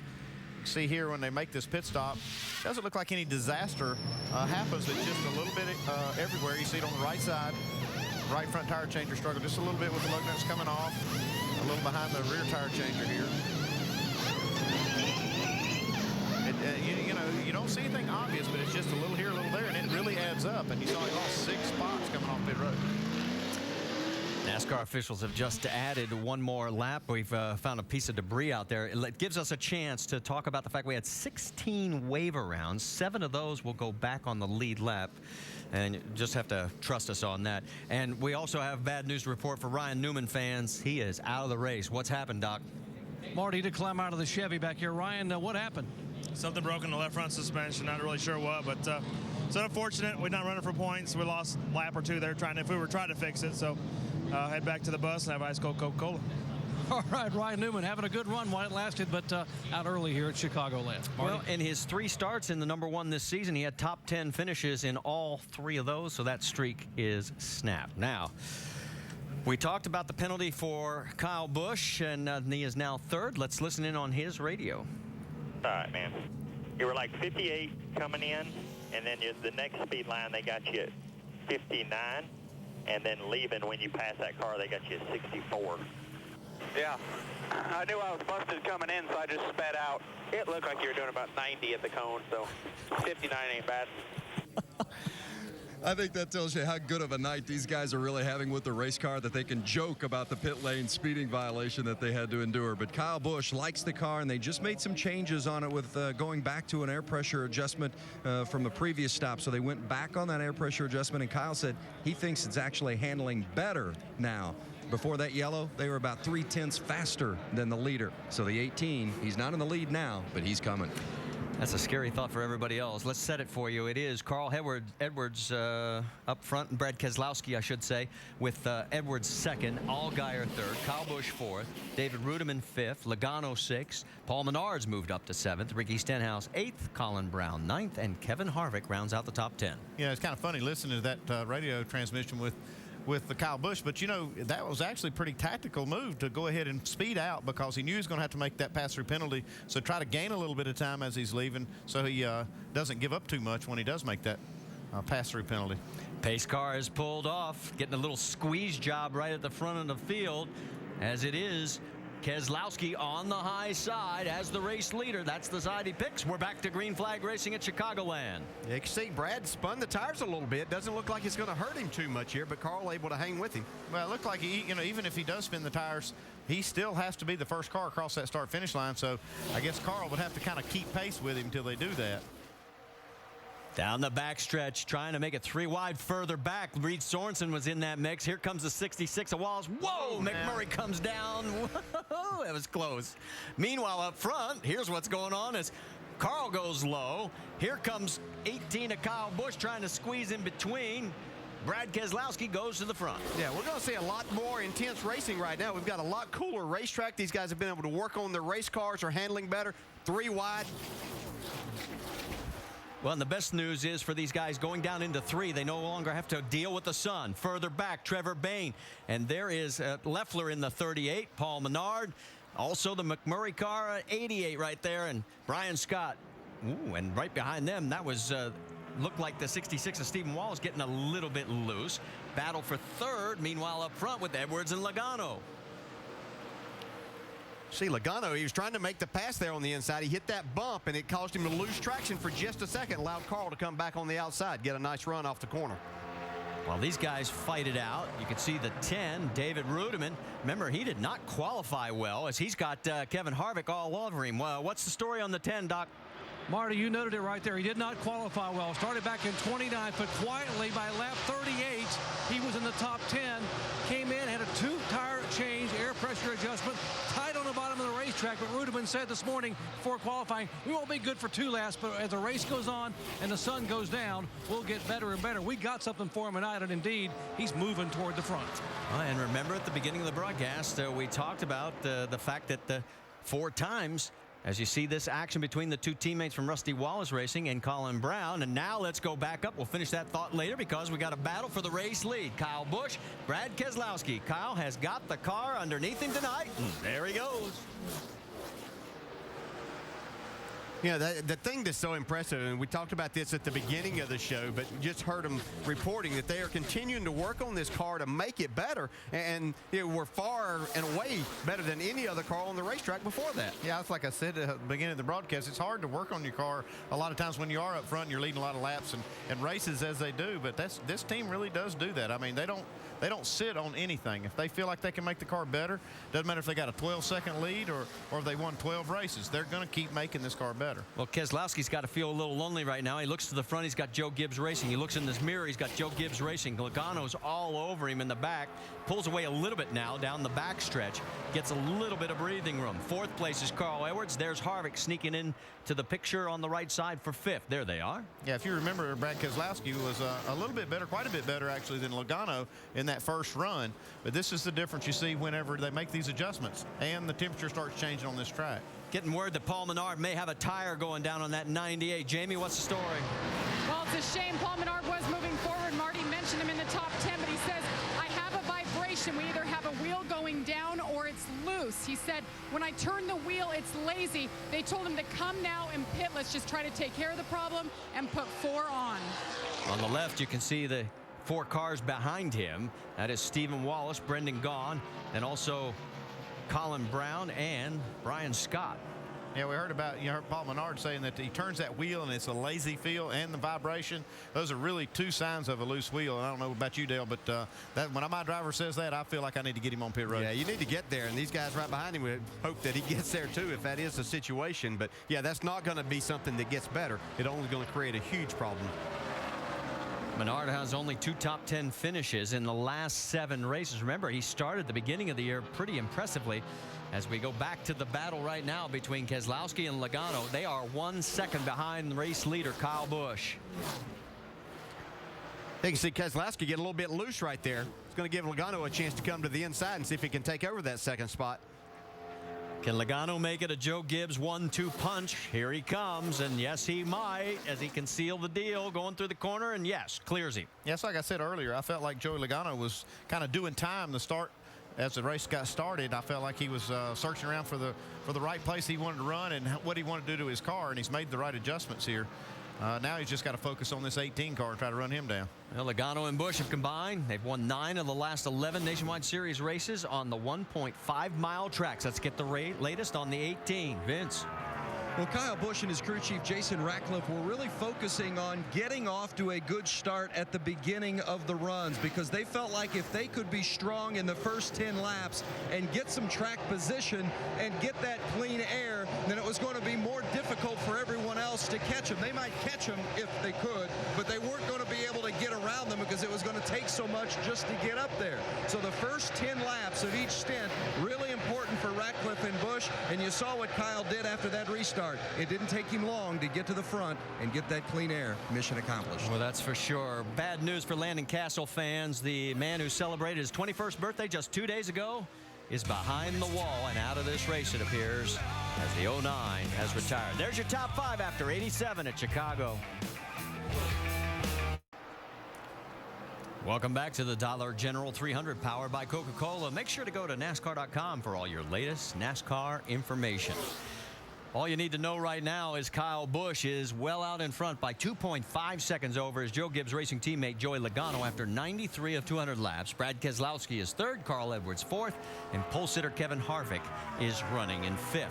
That's the race leader. How about the battle for the Aaron's lucky dog? Well, Danica Patrick is running 24th right now, and that 34 car, they have been going after each other the last 5-6 laps, and that is for the lucky dog spot. Yeah, when that caution came out, the last caution, she was 2 laps down, took the wave around, and now she's in a position to get the lucky dog by being the first car 1 lap down.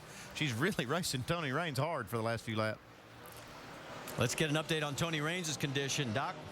Guys, the 34 car of Tony Raines is the feel-good story of the weekend if you're a Chicago sports fan, because before the race, earlier in the week, it was announced that Tony's sponsor this weekend would be the Walter and Connie Payton Foundation.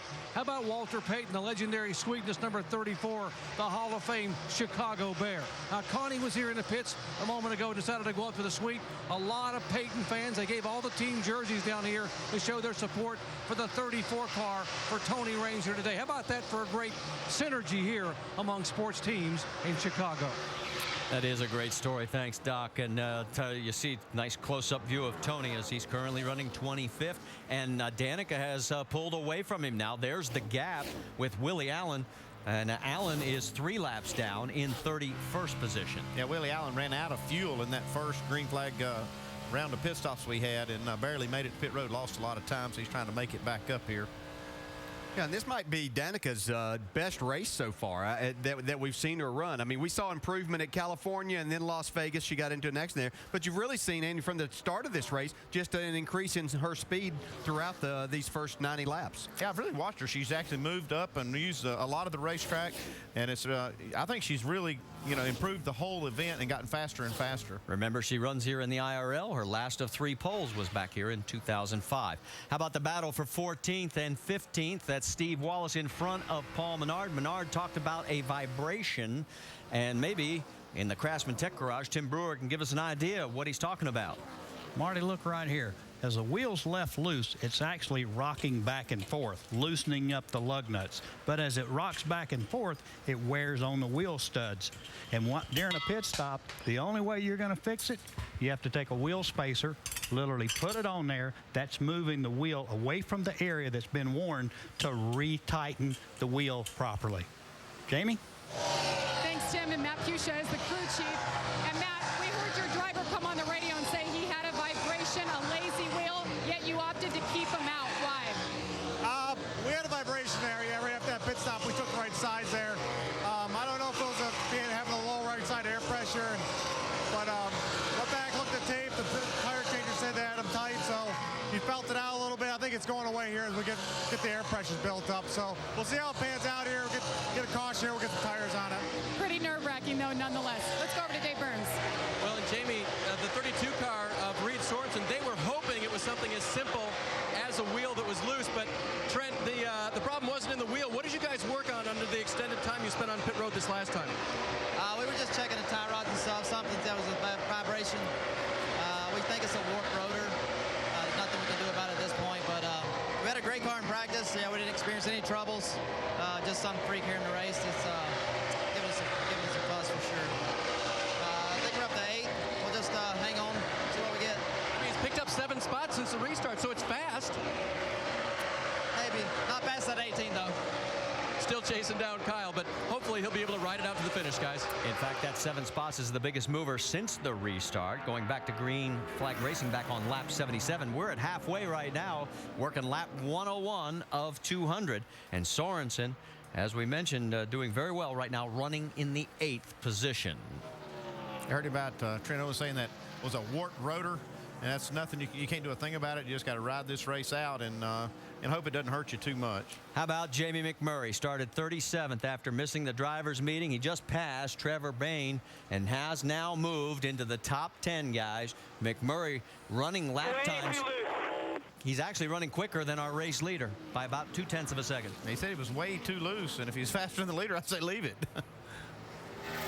Yeah, the problem that you get into with a car that loose is whenever you encounter some of this traffic and you start trying to pick up these other positions, it makes it more difficult. It actually gets looser as it gets cooler.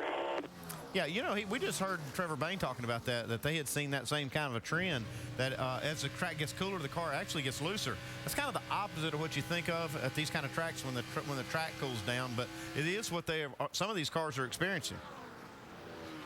Yeah, Andy, I tell you what, when we used to run the cars that weren't coil bind in the front end, I know that was some time ago, we always had a car that as it cooled off, it got tighter and tighter, but it seems to me with these noses so low to the ground nowadays, when it cools down, these guys are actually getting looser. Something that drivers haven't experienced, and it's becoming more and more evident with a lot of cars.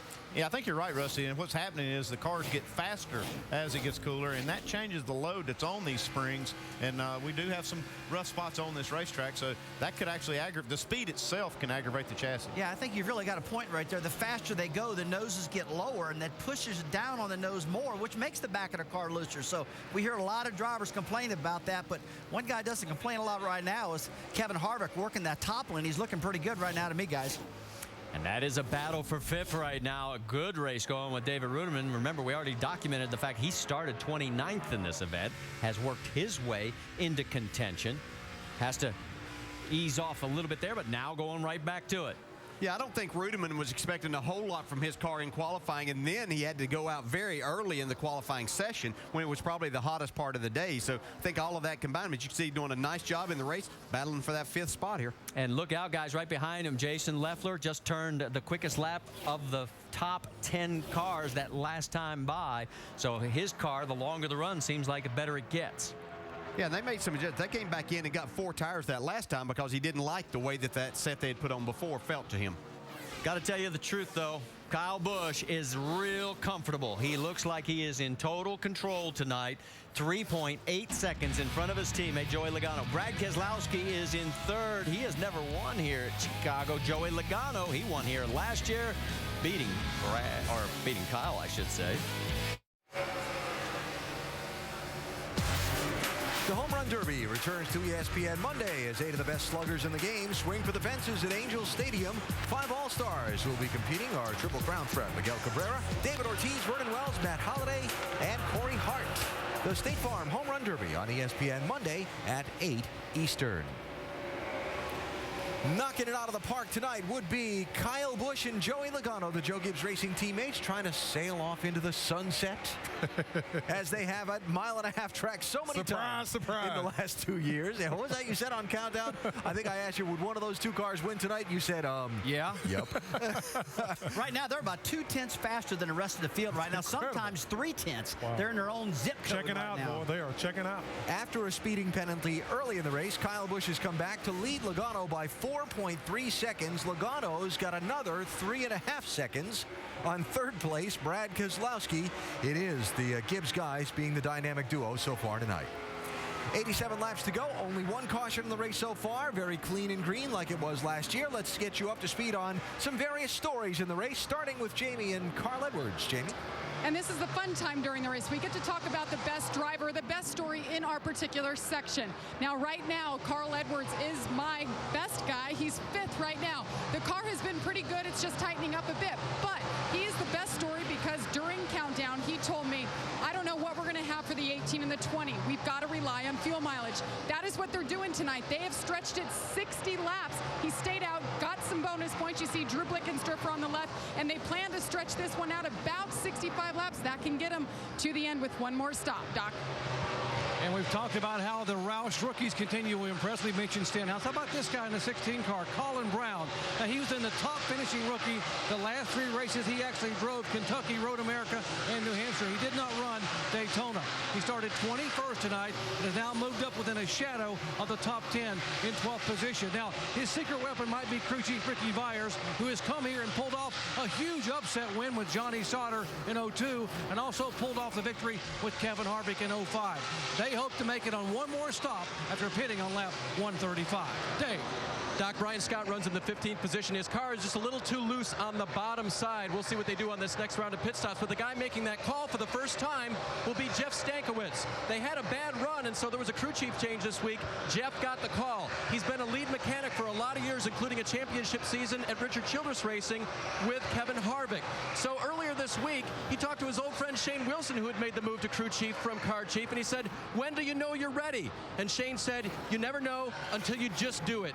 It was days later that Stankiewicz got the call to become crew chief for the first time. He's leading the 11 team. They're going to see how they like him, and he's going to see how he likes the new leadership role. Vince?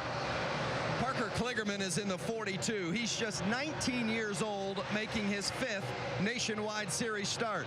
Got an interesting sponsor on the car this weekend, and I think it's worth noting that GetMoreVacations.com is the sponsor. And, you know, they had, of course, the Deepwater Horizon oil spill in Louisiana, and as you see the battle on the track, and that oil spill, obviously an ecological disaster, caused a lot of economic hardship for the entire Gulf Coast region, but not all the vacation areas down there are affected. In fact, I had a person come up to me today, said they live in Destin, Florida. It's still beautiful down there. But how could they get the message across to the rest of the country that there were still great vacation destinations down in the Gulf area? Well, GetMoreVacations.com said, let's advertise through NASCAR. So they're sponsoring Parker Kligerman's car tonight, trying to get the message out. We're trying to help. Marty? And Kligerman now 2 laps down in 23rd position. Now, Danica Patrick had to come in for a green flag pit stop, so she is now 3 laps down, but no one else to cycle through. Remember, she is out of sequence. She took the wave around, and this was the stop. Yeah, 16 cars took the wave around that last time that the caution flew, so puts them in early.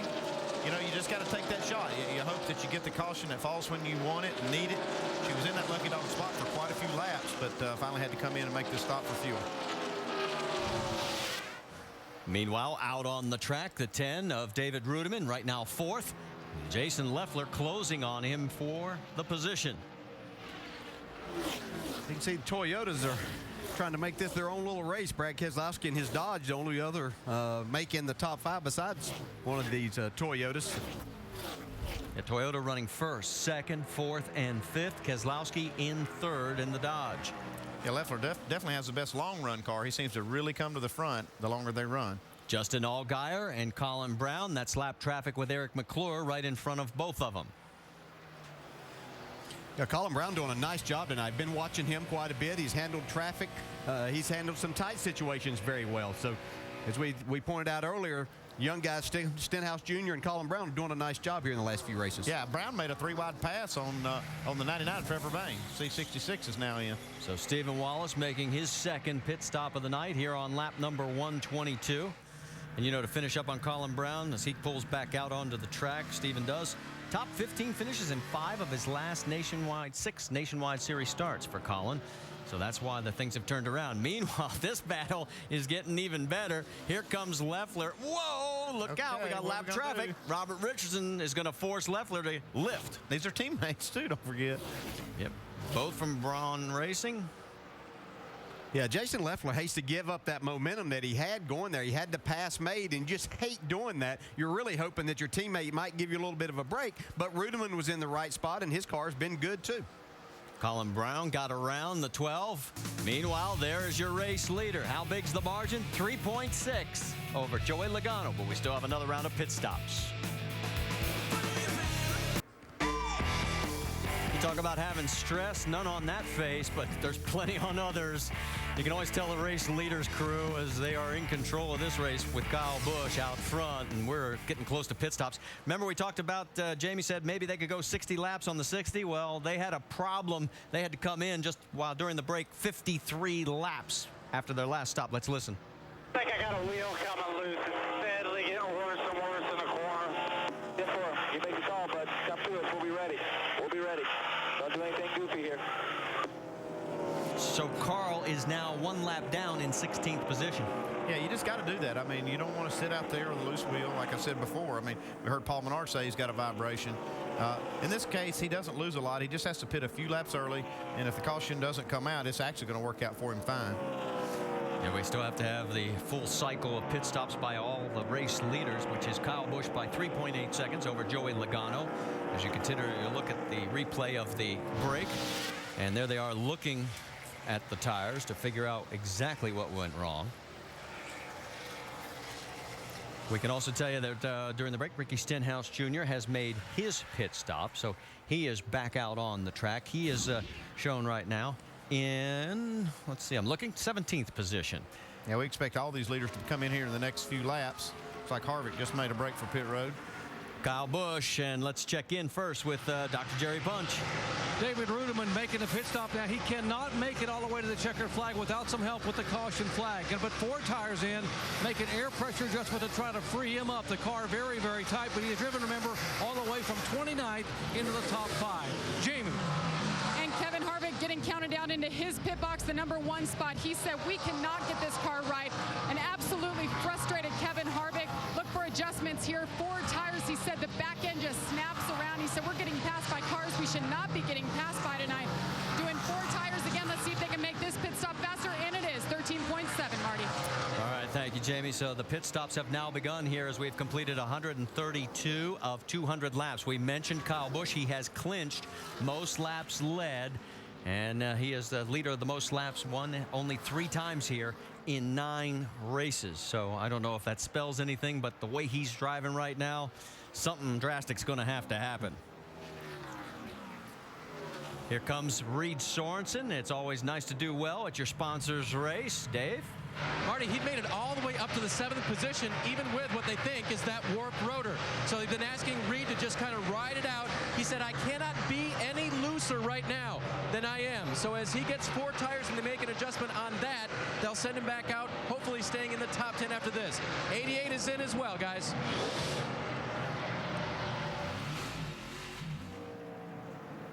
So Sorensen's stop continues. McMurray had gotten all the way up to 6th position, guys. Remember, he started 37th. Vince? Well, remember that 38 of Jason Leffler. He's coming in running 4th. He had indicated before they had a bad vibration, but that was just the previous set of tires. This most recent set was good, so 38 gets 4 fresh tires, no chassis changes for the 38. There's the 18 of Kyle Busch. He's been our leader tonight, and he has had a dominating evening. He's led the most laps, as Marty indicated. They're going to go up on the air pressure, just 2/10 on the left rear, just trying to make Kyle feel a little bit more snug. Jason Ratcliffe, the crew chief, says clean air is so critical here. No mistakes on pit road. Dave? Joey Logano's car won't turn as well as he'd like it to. That's why he can't catch his teammate right now. They will make an air pressure adjustment for Joey as he leaves pit road. Doc? Rookie Colin Brown in, and they said they can make it the rest of the way. Major adjustments, said the car was absolutely just too tight. They wanted to free him up a light. Left side tires going on. Impressive performance again here for Colin Brown, the Roush rookie. He's down and away. 22 of Brad Keselowski is also in pit road. Let's send it to you, Dave. Brad liked the balance on his race car, but he said the ride quality was horrible. Nothing they can do about that. They will make a actually, I think it's a wedge adjustment for Brad on that car, as well as a 4-tire stop to try to make it better. Rough into the corner was his main complaint, and the looseness of the car he didn't like as well. But at the end of the run, it really corrected itself, and he said, right here, I'm pretty good, Paul. If you could just change that ride quality. He can't right now. He leaves pit road. 16 of 17 races, he's had top 10 finishes, 14 of those in the top 5. Any reason why he's the points leader? How about the 32 with Reed Sorensen? He's got Justin Allgaier, but Sorensen has the fresher tires. Yeah, and he goes around. Won't be much of a battle there. No, and Allgaier is actually our race leader right now, so he's at a big disadvantage there, but that did get Reed Sorensen back on the lead lap. Right, he would be the last car on the lead lap right now. 10 cars now shown on the lead lap. Justin still has to make his stop. So does Brendan Gaughan, and then Kyle Busch, who is in 3rd, will inherit the lead once again. So Keselowski's stop was not totally clean. They had a problem on the right rear. Hate having those kind of problems and mistakes on green flag stops because it costs you time on the track. See, now he's racing Carl Edwards. And Carl pitted earlier, so you should expect that these fresher tires on Brad Keselowski's car will have him driving away. Brad is running 7th right now. He is behind Leffler, Ruderman, Logano, and Kyle Busch with, as we mentioned, Allgaier and Gaughan up front. And here comes the 12 as he peels off those two. Allgaier and Gaughan still have to make those stops, and here comes the 12 down pit road. Tell you, it's pretty impressive. These guys, as much horsepower as they make, Andy, and still getting pretty good fuel mileage. Yeah, they've been making gains in this, and you can see that tonight showing that they can go a long way on this tank of fuel. No problem now, it looks like, for Allgaier to make it to the end of the race. Jamie? Well, the good news is the 12 car has gotten a little more stable. The best it's been all day, but he is getting tight, and he says it's really edgy. He's asking for air pressure adjustment, which was already done before he got in. Wedge adjustment, 4 tires, and they're going to fill it up with Sunoco fuel. And just as you finish up, Jamie, the 62 of Brendan Gaughan, who becomes our 6th different leader with 9 lead changes, and trouble on the 12 as they finally get out. And let's send it to Doc. 62 car Brendan Gaughan coming down. He should be able to make it on fuel, and what a performance by Brendan after a frustrating run here a year ago. Go to work on the right side of the car, tear off on the windshield, air pressure, major chassis adjustment. These guys talking about how this track has gotten so free here as the sun has gone down. They expected to tighten up, but the speeds entering the corner have picked up, and the cars are very free. Down and away, final stop for Gaughan. And Brendan Gaughan, his crew chief Brad Parrott gave Casey Mears his first Nationwide Series win here back in '04 as we pick up our race leader again after the pit stop cycle through. Kyle Busch takes over. He has a 2.2-second lead over Joey Logano, 10.9 seconds over David Ruderman in 3rd. There's your top 5. Whoa, and we've got a caution on the track. Second one, and we're told it is debris in turn number 2. We had 2 cautions last year. We'll have a second one now here with 59 laps to go. With everybody that has stayed out, I don't. Well, you're going to have some of these cars that could not make it to the end. When they made their green flag stops, come in and get a splash of fuel. It's be an opportunity for the cars that feel like they can make it, though, to stay out because the tires haven't just a couple of laps on them. It's going to be interesting to see what these what the teams can and can't do here as far as fuel mileage range. You see right here, Kevin Harvick's crew chief is discussing the situation. And Andy, from this point, you have to start figuring right now on green-white checkers that now figure in, and 3 attempts at it. Yeah, you do. We've seen very few caution flags tonight, but it seems like all these things, when you get to the end, they seem to really pick up as far as action. So you have to kind of keep that in the back of your head. Well, the big beneficiary is going to be Justin Allgaier, as he's going to get the Aaron's lucky dog. He is the first car 1 lap down in 15th position.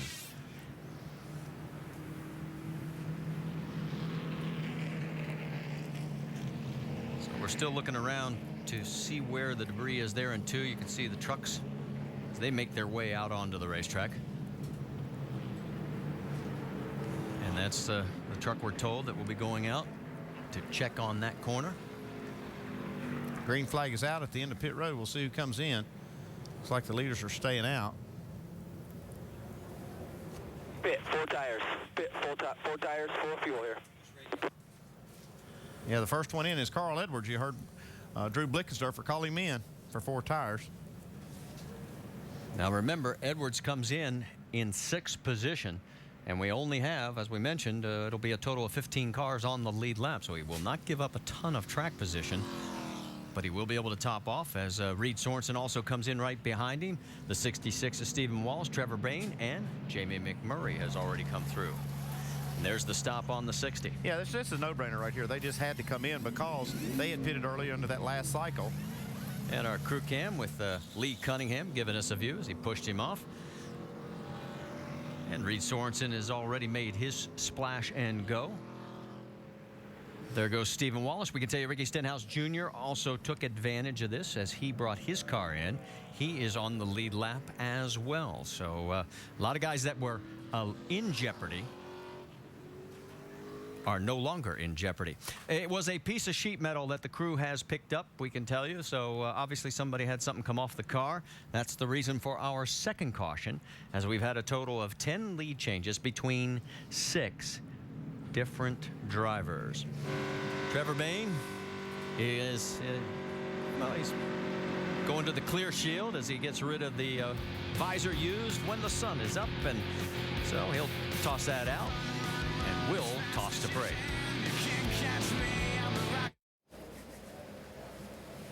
Beautiful summer evening in Chicagoland as the NASCAR Nationwide Series works just the second caution of what has been a very fast Friday night 300-miler, 55 laps to go, and Kyle Busch out in front under this second of 2 yellows. We get you caught up on what's happened so far with a 5-hour Energy Rapid recap. Didn't take long for Kyle to get to the lead from 8th starting spot. Oh, that car was just flat flying and went past leader Kevin Harvick there. You see the car's really working good, and we've seen this out of Kyle Busch all night long so far. A number of people have had some troubles on pit road during their stops, included among them, well, first of all, Kyle among them. Yeah, no doubt. Kyle had a speeding penalty, came in a little too fast and exited even faster, so put him in the back, but he has charged back to the front. He roared back from a speeding penalty earlier. Danica Patrick, one of several teams. Seems like the lug nuts have been a difficult commodity to keep where they're supposed to be this evening. Yeah, a lot of problems. In fact, the guy takes his hand and screws the lug nut off. NASCAR says, no way, tighten this baby up. Come on back here. That was not fair. There we go. Now we're good to go. Well, a lot of time. Brad Keselowski, the championship leader, has spent some time out in front of this event, 24 laps, 3 different occasions to be specific. Shuffled back a little bit by a slow pit stop this last time by. Had a slow pit stop. Has not been great tonight, but has been really good. I think he's just kind of waiting. We're going to get those last 30 laps, and we'll see if he's available to strike. This was the end of his time in the lead. After Kyle Busch got the pit road speeding penalty, this was recovery time. Oh, yeah, you see Kyle Busch right there. He's just a little bit mad at the moment. Vengeance is mine, baby. Yeah, man, he's got that thing handling perfect right now. That Toyota is flying out there. So Kyle Busch through. Kyle's been out in front for 107 of the 146 laps we've led tonight, looking to take another Nationwide Series record from Mark Martin. Remember, he passed Mark a couple of weeks ago as the all-time lap leader in this series. Well, he's tied with Mark for most wins on mile-and-a-half tracks, and if he gets this one tonight, he's going to take that record too. Well, that's a heck of a record, but the word if is a big one right now because he's getting really tight on fuel at the end of this race. I believe he can make it no problem, but if they got some green, white checker restarts, that could get him in trouble. And as we get set for the restart, we'll mention that Justin Allgaier indeed was the Aaron's Lucky Dog Free Pass recipient on this caution. He was the first driver a lap down. He comes back into the lead lap mix now. He's in 15th position as we get set to go. So we think fuel mileage is taken out of the equation now. Kyle Busch among a number of drivers who did not pit. Carl Edwards for this restart back in 11th spot as the guy who led the charge down pit road. And some of the guys in and around him just took fuel only on their stops. Marty, we got all kinds of things going on here as we get set to go green. We certainly do, as Kyle Busch will choose the outside. Joey Logano alongside. Then Rudeman and Leffler row 2. Keselowski, Harvick row 3. Brown, Scott row 4. McMurray and Sorensen round out the top 10. And we are back to green flag racing. 53 to go here at Chicagoland. You know, Kyle Busch does have to look over there and see his teammate and wonder. You know, we used to call David Pearson the Silver Fox, and here goes Logano to the lead. Joey Logano. Now, remember, we talked at the beginning of the broadcast how the first time somebody has taken the lead, it's with less than 50 laps to go. Well, Joey Logano may have the lead for the first time if he can get back to the stripe with 52 to go. Are you saying he made his move too soon? 4 times the race winner has pulled this feat, and you mentioned it in the pre-race. And you know, it's the adjustments that you make as the evening goes on that sets you up for this final run. And right now, we have our 7th different leader. Now, you got to race the whole race to put yourself in position to win, but this is where the real race is. This is the last run, and I'm telling you, these two guys are going to race each other as hard as they can. Dave? And Andy, there's a question here. The 20 car radioed in that he was a little tighter at the start of that last run, which means right now he can run really, really hard. Is Kyle's car just a little bit looser and going to come in a little later? It'll be interesting to watch. It could, Dave, but you know, we've been hearing a lot of cars saying that they get freer as they run, so it might even be good news for Logano. He's holding him off pretty good right now.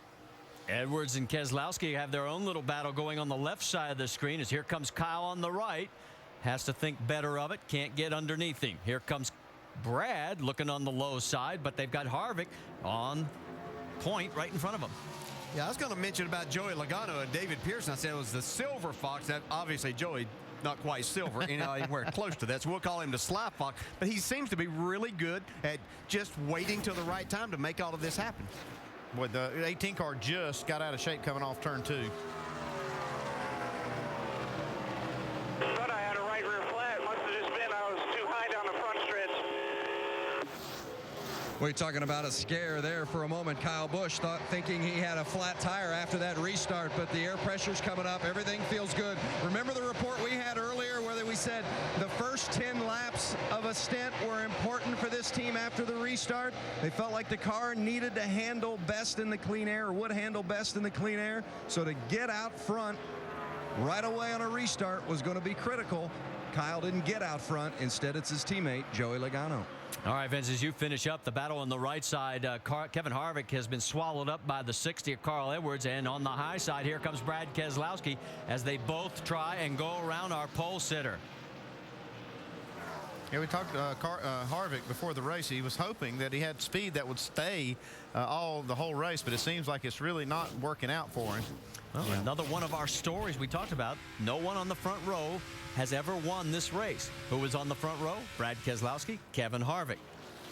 Yeah, and sometimes you go chasing speed, and we heard Kevin Harvick talk about chasing the Gibbs cars, and sometimes it's other things other than those chassis things that you can make a difference in that somebody has that you really can't get there by making those changes, and you get yourself kind of out of line. Yeah, I found myself getting in that same position before, and you find other ways that if you can't beat them the way that they're beating you, you go another direction, and sometimes it can actually work against you.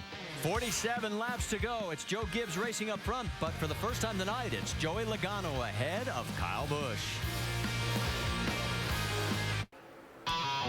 Here Here at the Dollar General 300 powered by Coca-Cola, the pit crews have done their jobs. They're hoping, yeah, our job is over for the evening. It's now up to the drivers as we are looking to go all the way to the end. Race leader is Joey Logano. He is our 7th different leader. We've had 11 lead changes. Now Kyle Busch is 2nd. Then in 3rd, it is David Rudiman. There is the gap back to 3rd. In 4th, it is Carl Edwards. And their crew was wondering about fuel. So we can make it to the end from here? Yes, we can make it to the end. The guys that did not pit are right on the edge of it. Okay, 10-4. So if it goes to the end, we've got better tires than them, and we got a little more fuel, and if we get a caution, everybody will probably come get tires. And that was all the confidence Carl Edwards needed to get on the run. He's already moved up 3 positions since that radio communication. And Marty, remember Carl came in because he had a vibration 3 laps before that. He said, guys, I think that was our get out of jail free card. Yeah, you're right, Jamie. He's picked up 8 spots total since the restart. And here is Danica Patrick racing Justin Allgaier. Patrick is 2 laps down in 23rd. Allgaier is the last car on the lead lap in 15th. Yeah, and I'm telling you, that she is racing him hard, and I think she's quicker than Allgaier. Yeah, he ran her down as they got in some traffic. But look here, her and Mike Wallace trading a little pain here. She's not taking any of that. No, a little side drafting. She understands that, and that got her by. That's from look on from behind. That's Morgan Shepherd's car. Or I'm sorry, Joe Nemechek's car. As he gets a bird's eye view. You know what's interesting about Allgaier? He's from Riverton, Illinois, about 160 miles southwest of here. And of course, Danica is 107 miles northwest of here, Roscoe, Illinois. Well, we had word about the 15 and the 62 going after each other. That's Michael Annett and Brendan Gaughan. And word is that we had a little slip. Yeah, they've been battling here for quite a while, and you see Brendan Gaughan down the inside of Paul Menard. Whoa, yes, he did. Careful. Nice catch. But it is going to cost him as Annett goes around him on the high side. So those guys continue their battle. That is 1 lap down. He is 17th. Brendan is in 18th. Paul Menard right in front of him. He also 1 lap down in 16th. He would get the lucky dog if we get another caution with 37 laps to go. And Michael Annett, one of those guys who has cycled through very well, all the way down his low point of 36th, battled his way back to 17th, guys. Yeah, he's done a nice job here tonight. And it's another one of those young drivers that has a lot of talent. And, you know, you see just improvement week in and week out with him. Picked up 2 spots in the points at Daytona. He's up to 12th. Our in-race reporter, Trevor Bayne, you're on board with him right now. Bayne, 9th position, looking back at our points leader in the Rookie of the Year chase. That's Mr. Scott. Yeah, all the Braun cars having a good night so far. Yeah, they really are. And both of these guys doing a nice job here. Vince? Trevor Bayne and that 99, guys, you're talking about, just been dealing with a free car most of the night. And Jerry Baxter, the crew chief, said they made a lot of changes on this race car during the course of this weekend to try to get it to be able to turn the way they wanted to, not be too loose at the beginning of the runs and then too tight toward the end. Right now, still dealing with it being a little bit too free, but running to the end is the key for this team. Get this 19-year-old more experience lap by lap by lap, having another good run here tonight. Bayne in a Toyota running 9th. And as far as Bayne, he has top 11 finishes in 3 of his last 4 starts. As far as Toyota, they are running up front. Top 3, Logano, Kyle Busch, and David Rudiman. Which one's going to win it? 34 to go. Stay with us to find out.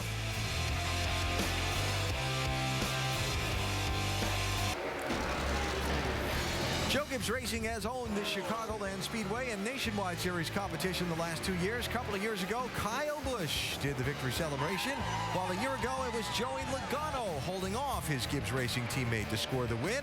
This race tonight has turned into a fight between the two late in the event, with Kyle Busch doing most of the leading tonight, but Logano getting by on a restart with 53 to go and opening up better than a 1.3-second lead. You see, they've run 1, 2, 6 times in Nationwide Series races. Logano and Busch have, with Logano winning 4 of those, including this race 1 year ago.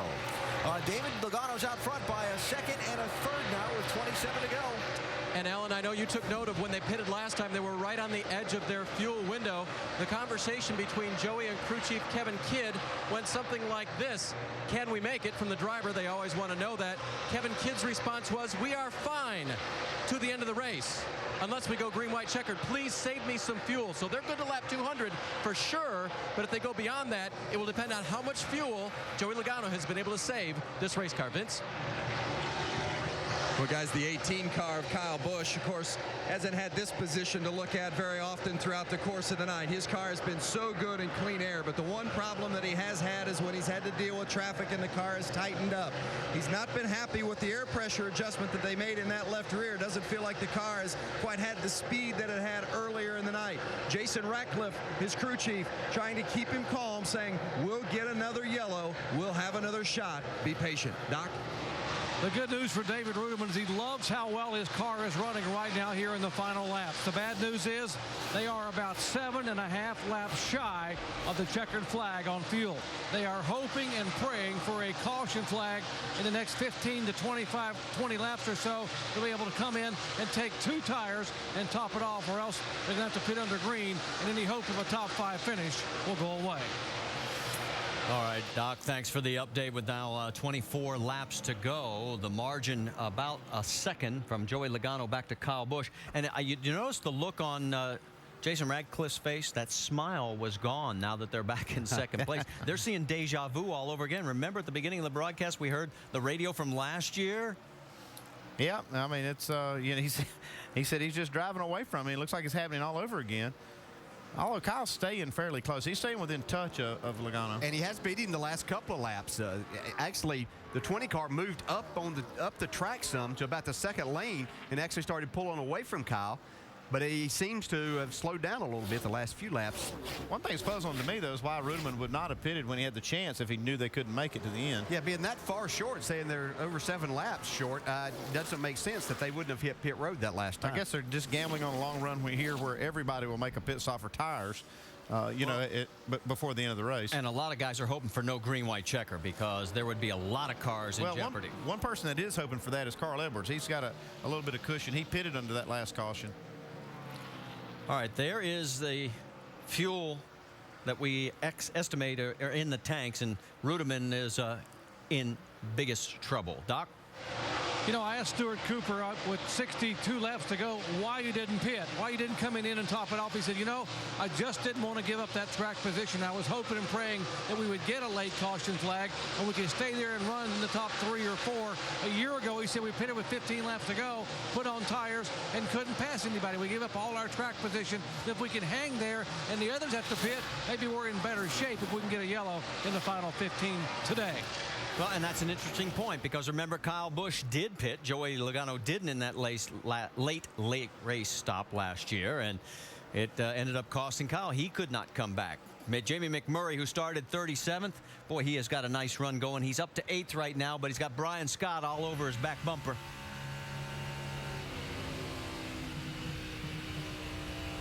Now back to that pitting and not pitting stuff, though, but with the history of this, especially recent history of this race, not having many cautions, I don't think I'd be hanging my hat on that too much. And we had 2 last year, 2 this year. As again, you see Brian Scott trying to tighten up that gap, and he's going to go on the second lane. Jamie gets a wiggle and drifts up a little bit.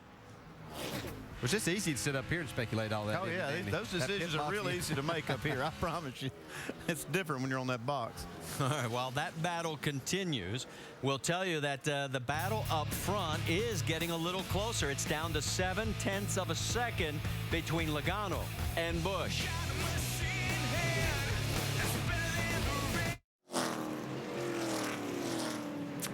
Back here, we are under our 3rd caution at Chicagoland Speedway with 14 laps to go. Reports from NASCAR that there is debris on the racetrack. And the lucky dog will go to the 62 of Brendan Gaughan. That'll give us 16. Here's the real lucky dog, though. This 10 car could not make it to the end of the race. Yeah, that's and Stuart Cooper, the crew chief. Yeah. Look at this. Yes, sir. That's Wave what I that needed. flag. And Stewart is one happy camper because he got exactly what he needed. As we mentioned, now there will now be 16 cars on the lead lap, and that man right there, David Ruderman's breathing again. got a fast car, too, so now he can make it to the end, get some tires on this thing. We might have a race. Let's listen to the 20's reaction. Oh, imagine that, huh? God, geez, why don't we fix the race? Yeah, he's not happy about that one. Not happy at all. And 2 tires, 4 tires, no tires? Yeah, who's coming and what do we do? Well, remember what happened last year? We know the 10's coming. Got a lot of cars on the lead lap. I surely would like to keep that track position. If I'm Logano's team, I believe I'll get 2 right here. Well, this time Joey is coming, and so is everybody behind him. Doc? David Rudiman, the first one to come down, 45 miles an hour, 4,100 RPMs, and boy, how lucky can they get? They were 5 laps away from having to pit. It'll be 2 tires and a chassis adjustment. Let's go down to the triple pits here with Busch, Logano, and Edwards.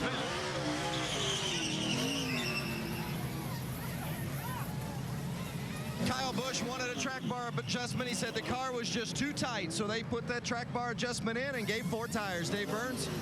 Nobody wanted to be left out of this fresh tire run. 2 for Logano on the right side. I wouldn't change it much, said Joey. Jamie? Just 5 guys over the wall for the 60 car. No fuel, 4 tires. A wedge adjustment in the left rear is the call for Carl Edwards. And here's our nationwide insurance race off pit road. Keselowski picks up 4 as he takes no tires. Logano loses 1 spot.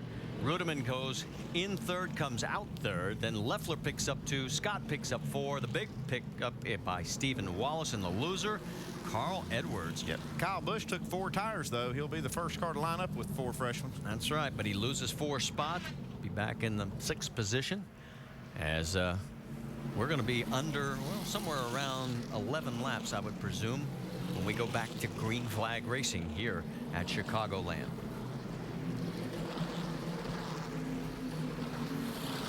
Now, some of these cars stayed out, so they'll get the wave around as well. So we'll get a few more back on lead lap. We'll update you when we come back.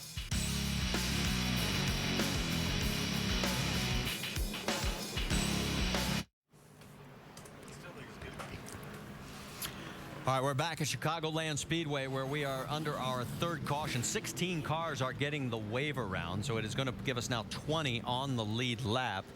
And this is some of the debris that the officials were picking up. They were up and down the straightaway.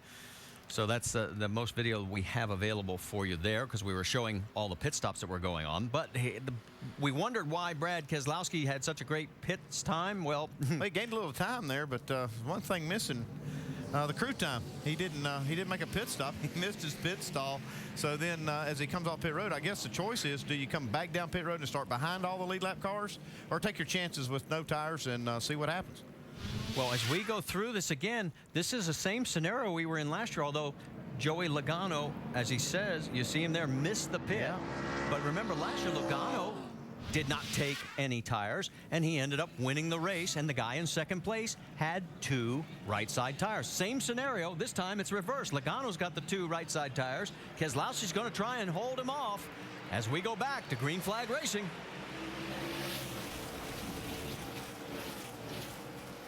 Ten laps to go, and here comes Logano, and right behind him is David Rudiman.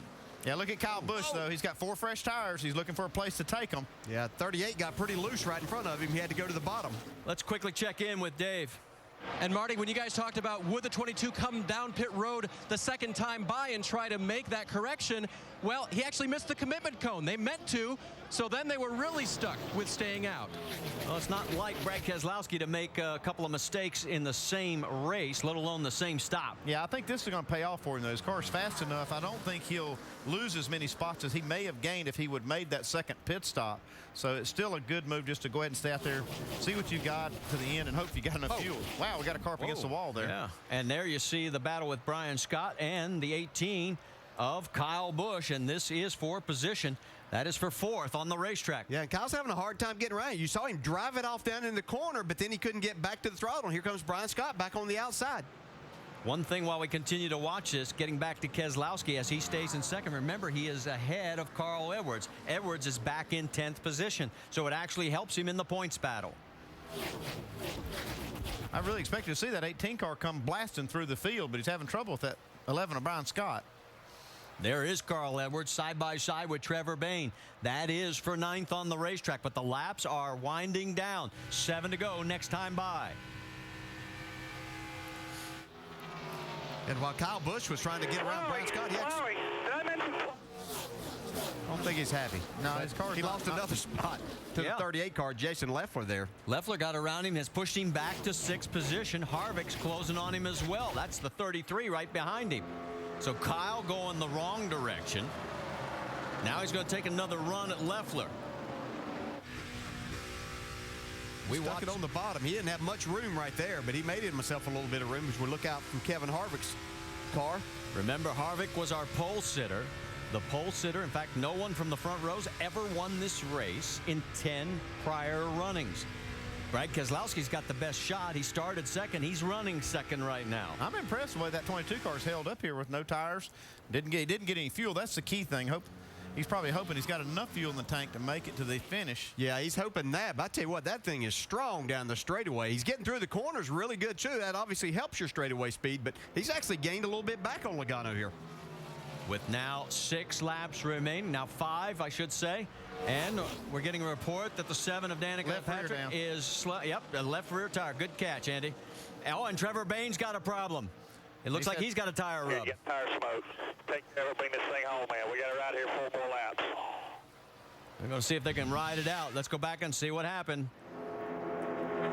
That's Colin Brown, Justin Allgaier. Look out, this is getting dicey. A little tight. It kind of gets tighter as they get down to turn 1. Whoa. Wow. We could have had 3 in the wall very easily, and the worst of that was Trevor Bain.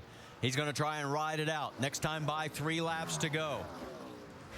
Stephen Wallace trying to take the position. There with the tire. He's going to bring out a caution now he's in. Keep it up there. Keep it up there. Keep it up there. Keep it up there. Keep it up there. So another tough break for Trevor Bain. That's the last one. You're good. You're good. You're all right. He was 16th when this all happened. He was running in the top 10 the entire evening, and that 1 3-wide shunt just took care of it. Yeah, it's so hard to stay. You know, you want to try to stay out there. There's only 4 laps to go, but I mean, this is just almost inevitable. Nope. There it is. Left front go down. Oof. And that is all the marbles that they've brushed up to the very top of the track. Yeah, he was plowing those.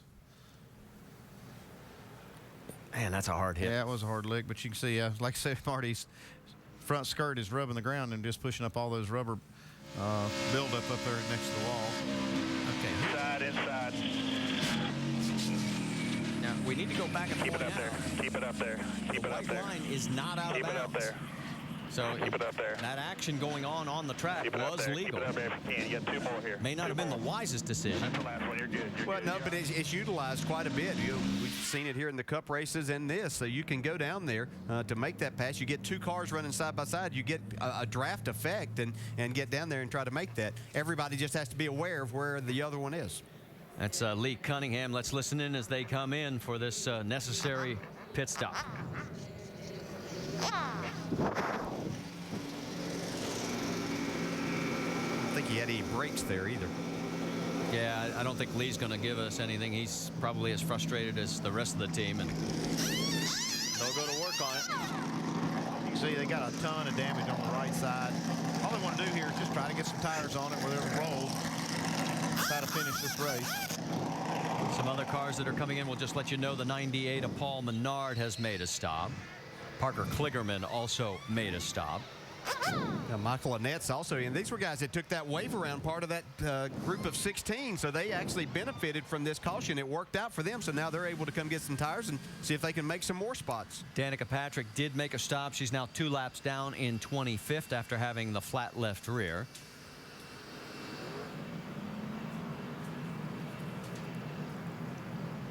And they're still working on the left side. Meanwhile, Brad Keselowski in 2nd place. And Dave, what's the latest from his camp? Well, let's check in with Paul Wolf, crew chief. So, do we have to go to the maximum size and brightness of pit board next time to get your guy into the pit box? What happened there, Paul? Not sure. Just bad communication there, getting down into the box. You know, just an unfortunate mistake, but it seems like we're able to fire off pretty good there on the old tires. We've just been off a little bit tonight. We wanted to make one last adjustment, put some tires on it, but I don't know, Brad seemed to find a little speed after that incident, so I think it's going to end up all right. All right, sounds like a driver who makes a mistake wants to make up for it. Doc?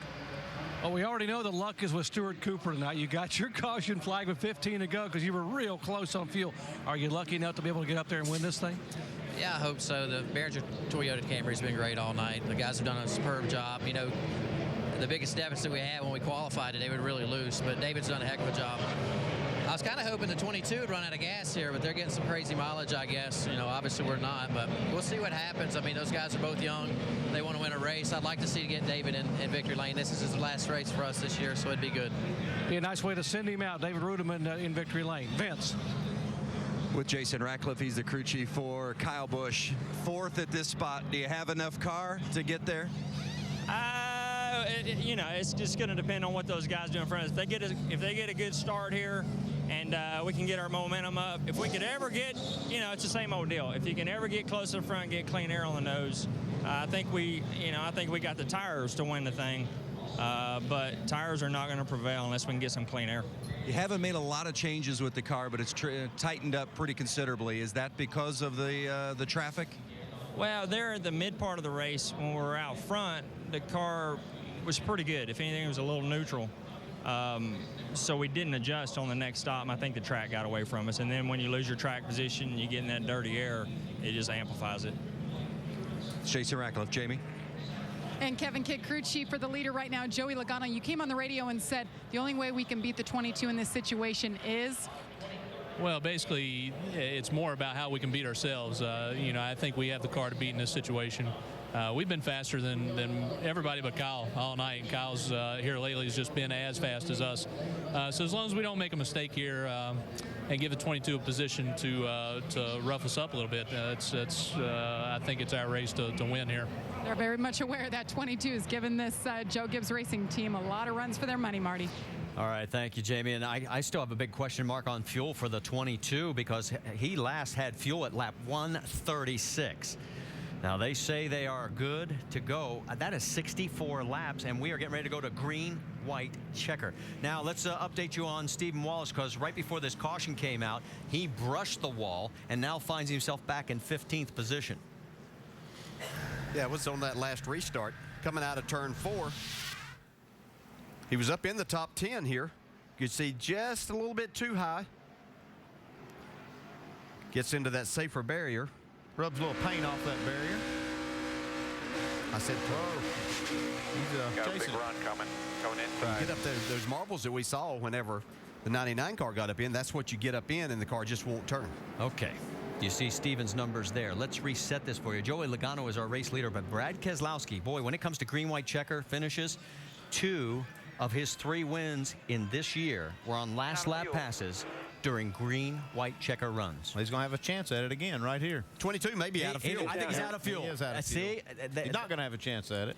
This has really been costly for him. This is going to hurt him in the points. It's a tough break, but the green, white, checker. And now the 18 gets to move up on the outside. It's out. He's going to be on the outside of the 20. Big break for Kyle Busch right here. Pace car pulls off. So now you've got Logano, and right alongside of him, Kyle Busch. And we're back to green flag racing, a green, white checker. A big break for Carl Edwards, too. He was looking to lose points once again, but now he's going to gain points on Brad Keselowski in the championship hunt. Look at this race for the lead now. This is going to be tight coming off this corner. Side by side, they head down the back stretch. I think Kyle Busch has the advantage here on the outside. Here comes Joey back underneath him. They go into 3. This time by, there'll be a white flag. Look at Kyle get the run off of the corner. That's the clean air you heard Jason Ratcliffe request. His driver just gave it to him. Oh, trouble on the front stretch. Trouble on the front They're stretch. wrecking behind us. Ricky Stenhouse is involved. Several other cars involved. The 34 of Tony Raines, Mike Wallace involved. And I believe that the white flag was out before the caution came out. So this race will end under this caution. And what a crazy finish. Wow. Those tires That's why we never quit, dog. I don't think he let up. I think he drove through that corner wide open on the outside of Joey Logano. His 37th Nationwide Series win. You can see the disappointment on Kevin Kidd's face and the celebration going on in the 18 pit. Brendan Gaughan also involved in that deal. And there is the checkered flag. And Kyle We Busch. deserved it. You deserved it. You drove a heck of a race. His 37th win now moves him into sole possession of second place on the all-time win list, one ahead of Kevin Harvick, who was our pole sitter tonight.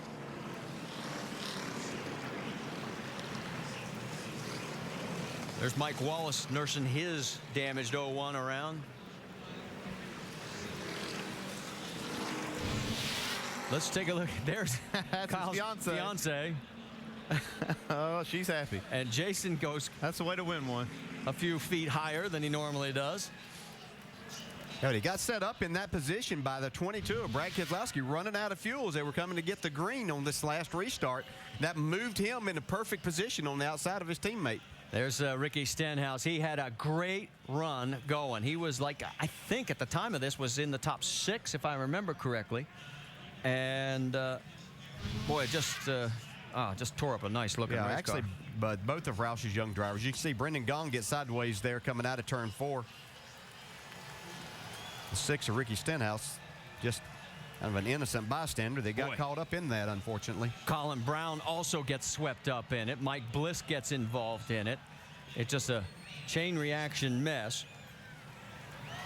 It was an interesting choice there with Kyle. Or not with Kyle, with Logano actually taking that low lane. I think he wanted to put that 22 car up in front of Kyle to maybe hold him off, and then when he ran out of fuel, that didn't work out too good. I was actually going to bring that point up, that I thought that he might have a hard time with the 22 car, just as we saw the 22 car run out of fuel. It was an interesting choice, but that's where he had restarted, and it worked for him before. His 16th Nationwide Series win on the 1.5 ovals. That's the most of all time, and Joey is beside himself. He's already heading for the hauler. When we come back, we'll talk to the winner, and Sports Center is coming up right behind us. NASCAR Nationwide Series at Chicago is brought to you by Nationwide Insurance. Enter this code at codespotter.com for a chance to win a Roush Ford Mustang. Back here at Chicagoland, let's give you our NASCAR ticket to the race. Just log on to NASCAR.com/tickets. There are the upcoming events with Gateway next weekend, all the way down through September 25th, when we'll be at Dover International Speedway. Let's catch up with Jamie Little. And Danica Patrick brings it home 24th. That's her best effort now in the NASCAR Nationwide Series. Danica, how would you sum up tonight's performance? Well, I definitely learned a lot. It was really nice to run a clean race with no accidents, really, and just especially in the first part, it was just it's so tough when you get nailed, when you spin on the beginning of the race. But we didn't do that, so we just trucked along, and I learned a lot by following those guys out there, and I learned a lot about really simple things out there tonight, just like how to roll into the throttle and out of it, and just how valuable that breath just before you get back to power is, so that you don't push up the track. So, we brought the GoDaddy car home. It's got a couple of dings in it, but all in all, I took care of it at the very end there. I think if I was up on the back of that pack, that could have ended pretty bad. But everybody making me aware of where I am, so I laid back and we brought it home. All right, she said she learned how to be aggressive, Doc. Yeah, rookie points leader Brian Scott, a career best third-place finish. Where did that come from? We just had a really great AccuDoc Solutions Toyota all night. What a great way to come back after a disappointing Daytona, making some changes in the team. And how about the Braun cars tonight? I think we had 4 cars in the top 8. It was a lot of fun. I mean, Nationwide Insurance in this series is so awesome. It's so much fun, and we had a shot to win the race, and that's all you can ask for. And this being a Dollar General race, which is obviously a partner with Braun, just having a strong showing for the Braun cars and Dollar General, it was really fantastic for me to get my career best finish here, 3rd. I just wish we could have won it, and in hindsight, I didn't know that there was going to be a caution there at the end, and I was running the high side, and we were fast enough, and I started to think to look to the outside Kyle Busch and make it 3 wide there coming to the white, but I thought just get a good run off the corner and set him up in the next one, because I was better in 1 and 2, and unfortunately our time ran out, but 3rd place is great, and the Braun cars made up 50% of the top 8, and that's awesome. I just got to thank everybody and Todd for giving me this opportunity, and his birthday. I mean, I hope that we made him happy this weekend. Okay, a great run for a rookie here at Chicago. Vince.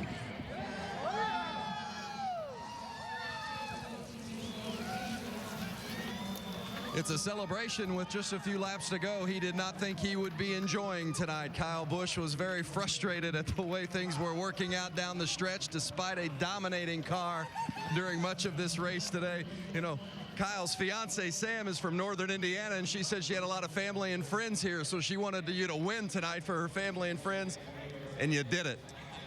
It wasn't easy, though, was it? It wasn't easy, and, you know, we didn't have the track position when it mattered, and the car got really, really tight on us. But these guys never gave up. They knew I had it in me. I didn't think we had it in me. But, you know, I can't thank Z-Line Designs, Toyota, NOS Energy Drink, and all the guys at Marquis Jets, Gillette, Nationwide, of course. It's fun to race in the Nationwide Series. I love it, and to win as many as we've won and as be successful as JGR has been, it's fun every week. But you know, it's always cool to come out here and put on a good show. Real quickly, when you saw Brad run out of fuel and you know you were going to be able to start next to Joey for a chance to win, what was going through your mind on the restart? I knew I couldn't spin my tires, and I knew I couldn't let him force me too high because it was real dirty. That's how I lost the lead to Joey the first time. Was I thought I had a right rear flat getting into one, and it was just marbles on the tires, so I lost it there. But you know, I was able to keep it low enough to stay out of that and stay in front, get to the front and get in front of Joey. And clean air and track position was a lot tonight. And so, you know, got to thank the fans out there. You know, they, I don't know if they didn't appreciate the burnout or if they're just anybody but Busch fans, but they didn't like it too much. That's all right. You won the race. Congratulations. Kyle Busch, win number 7. Alan? Vince mentioned Brad Keselowski running out of fuel. He wound up finishing a lap down in 21st position, and it was the break that Kyle Busch needed to get to the front and pass Joey Logano. Logano disappointed at the night. He has not made himself available for comment in the time we have left on air. So from Chicago, the Nationwide Series on to Gateway outside of St. Louis. Next Saturday, 7 Eastern, ESPN2. Sports Center is up next. This has been a presentation of ESPN, the worldwide leader in sports.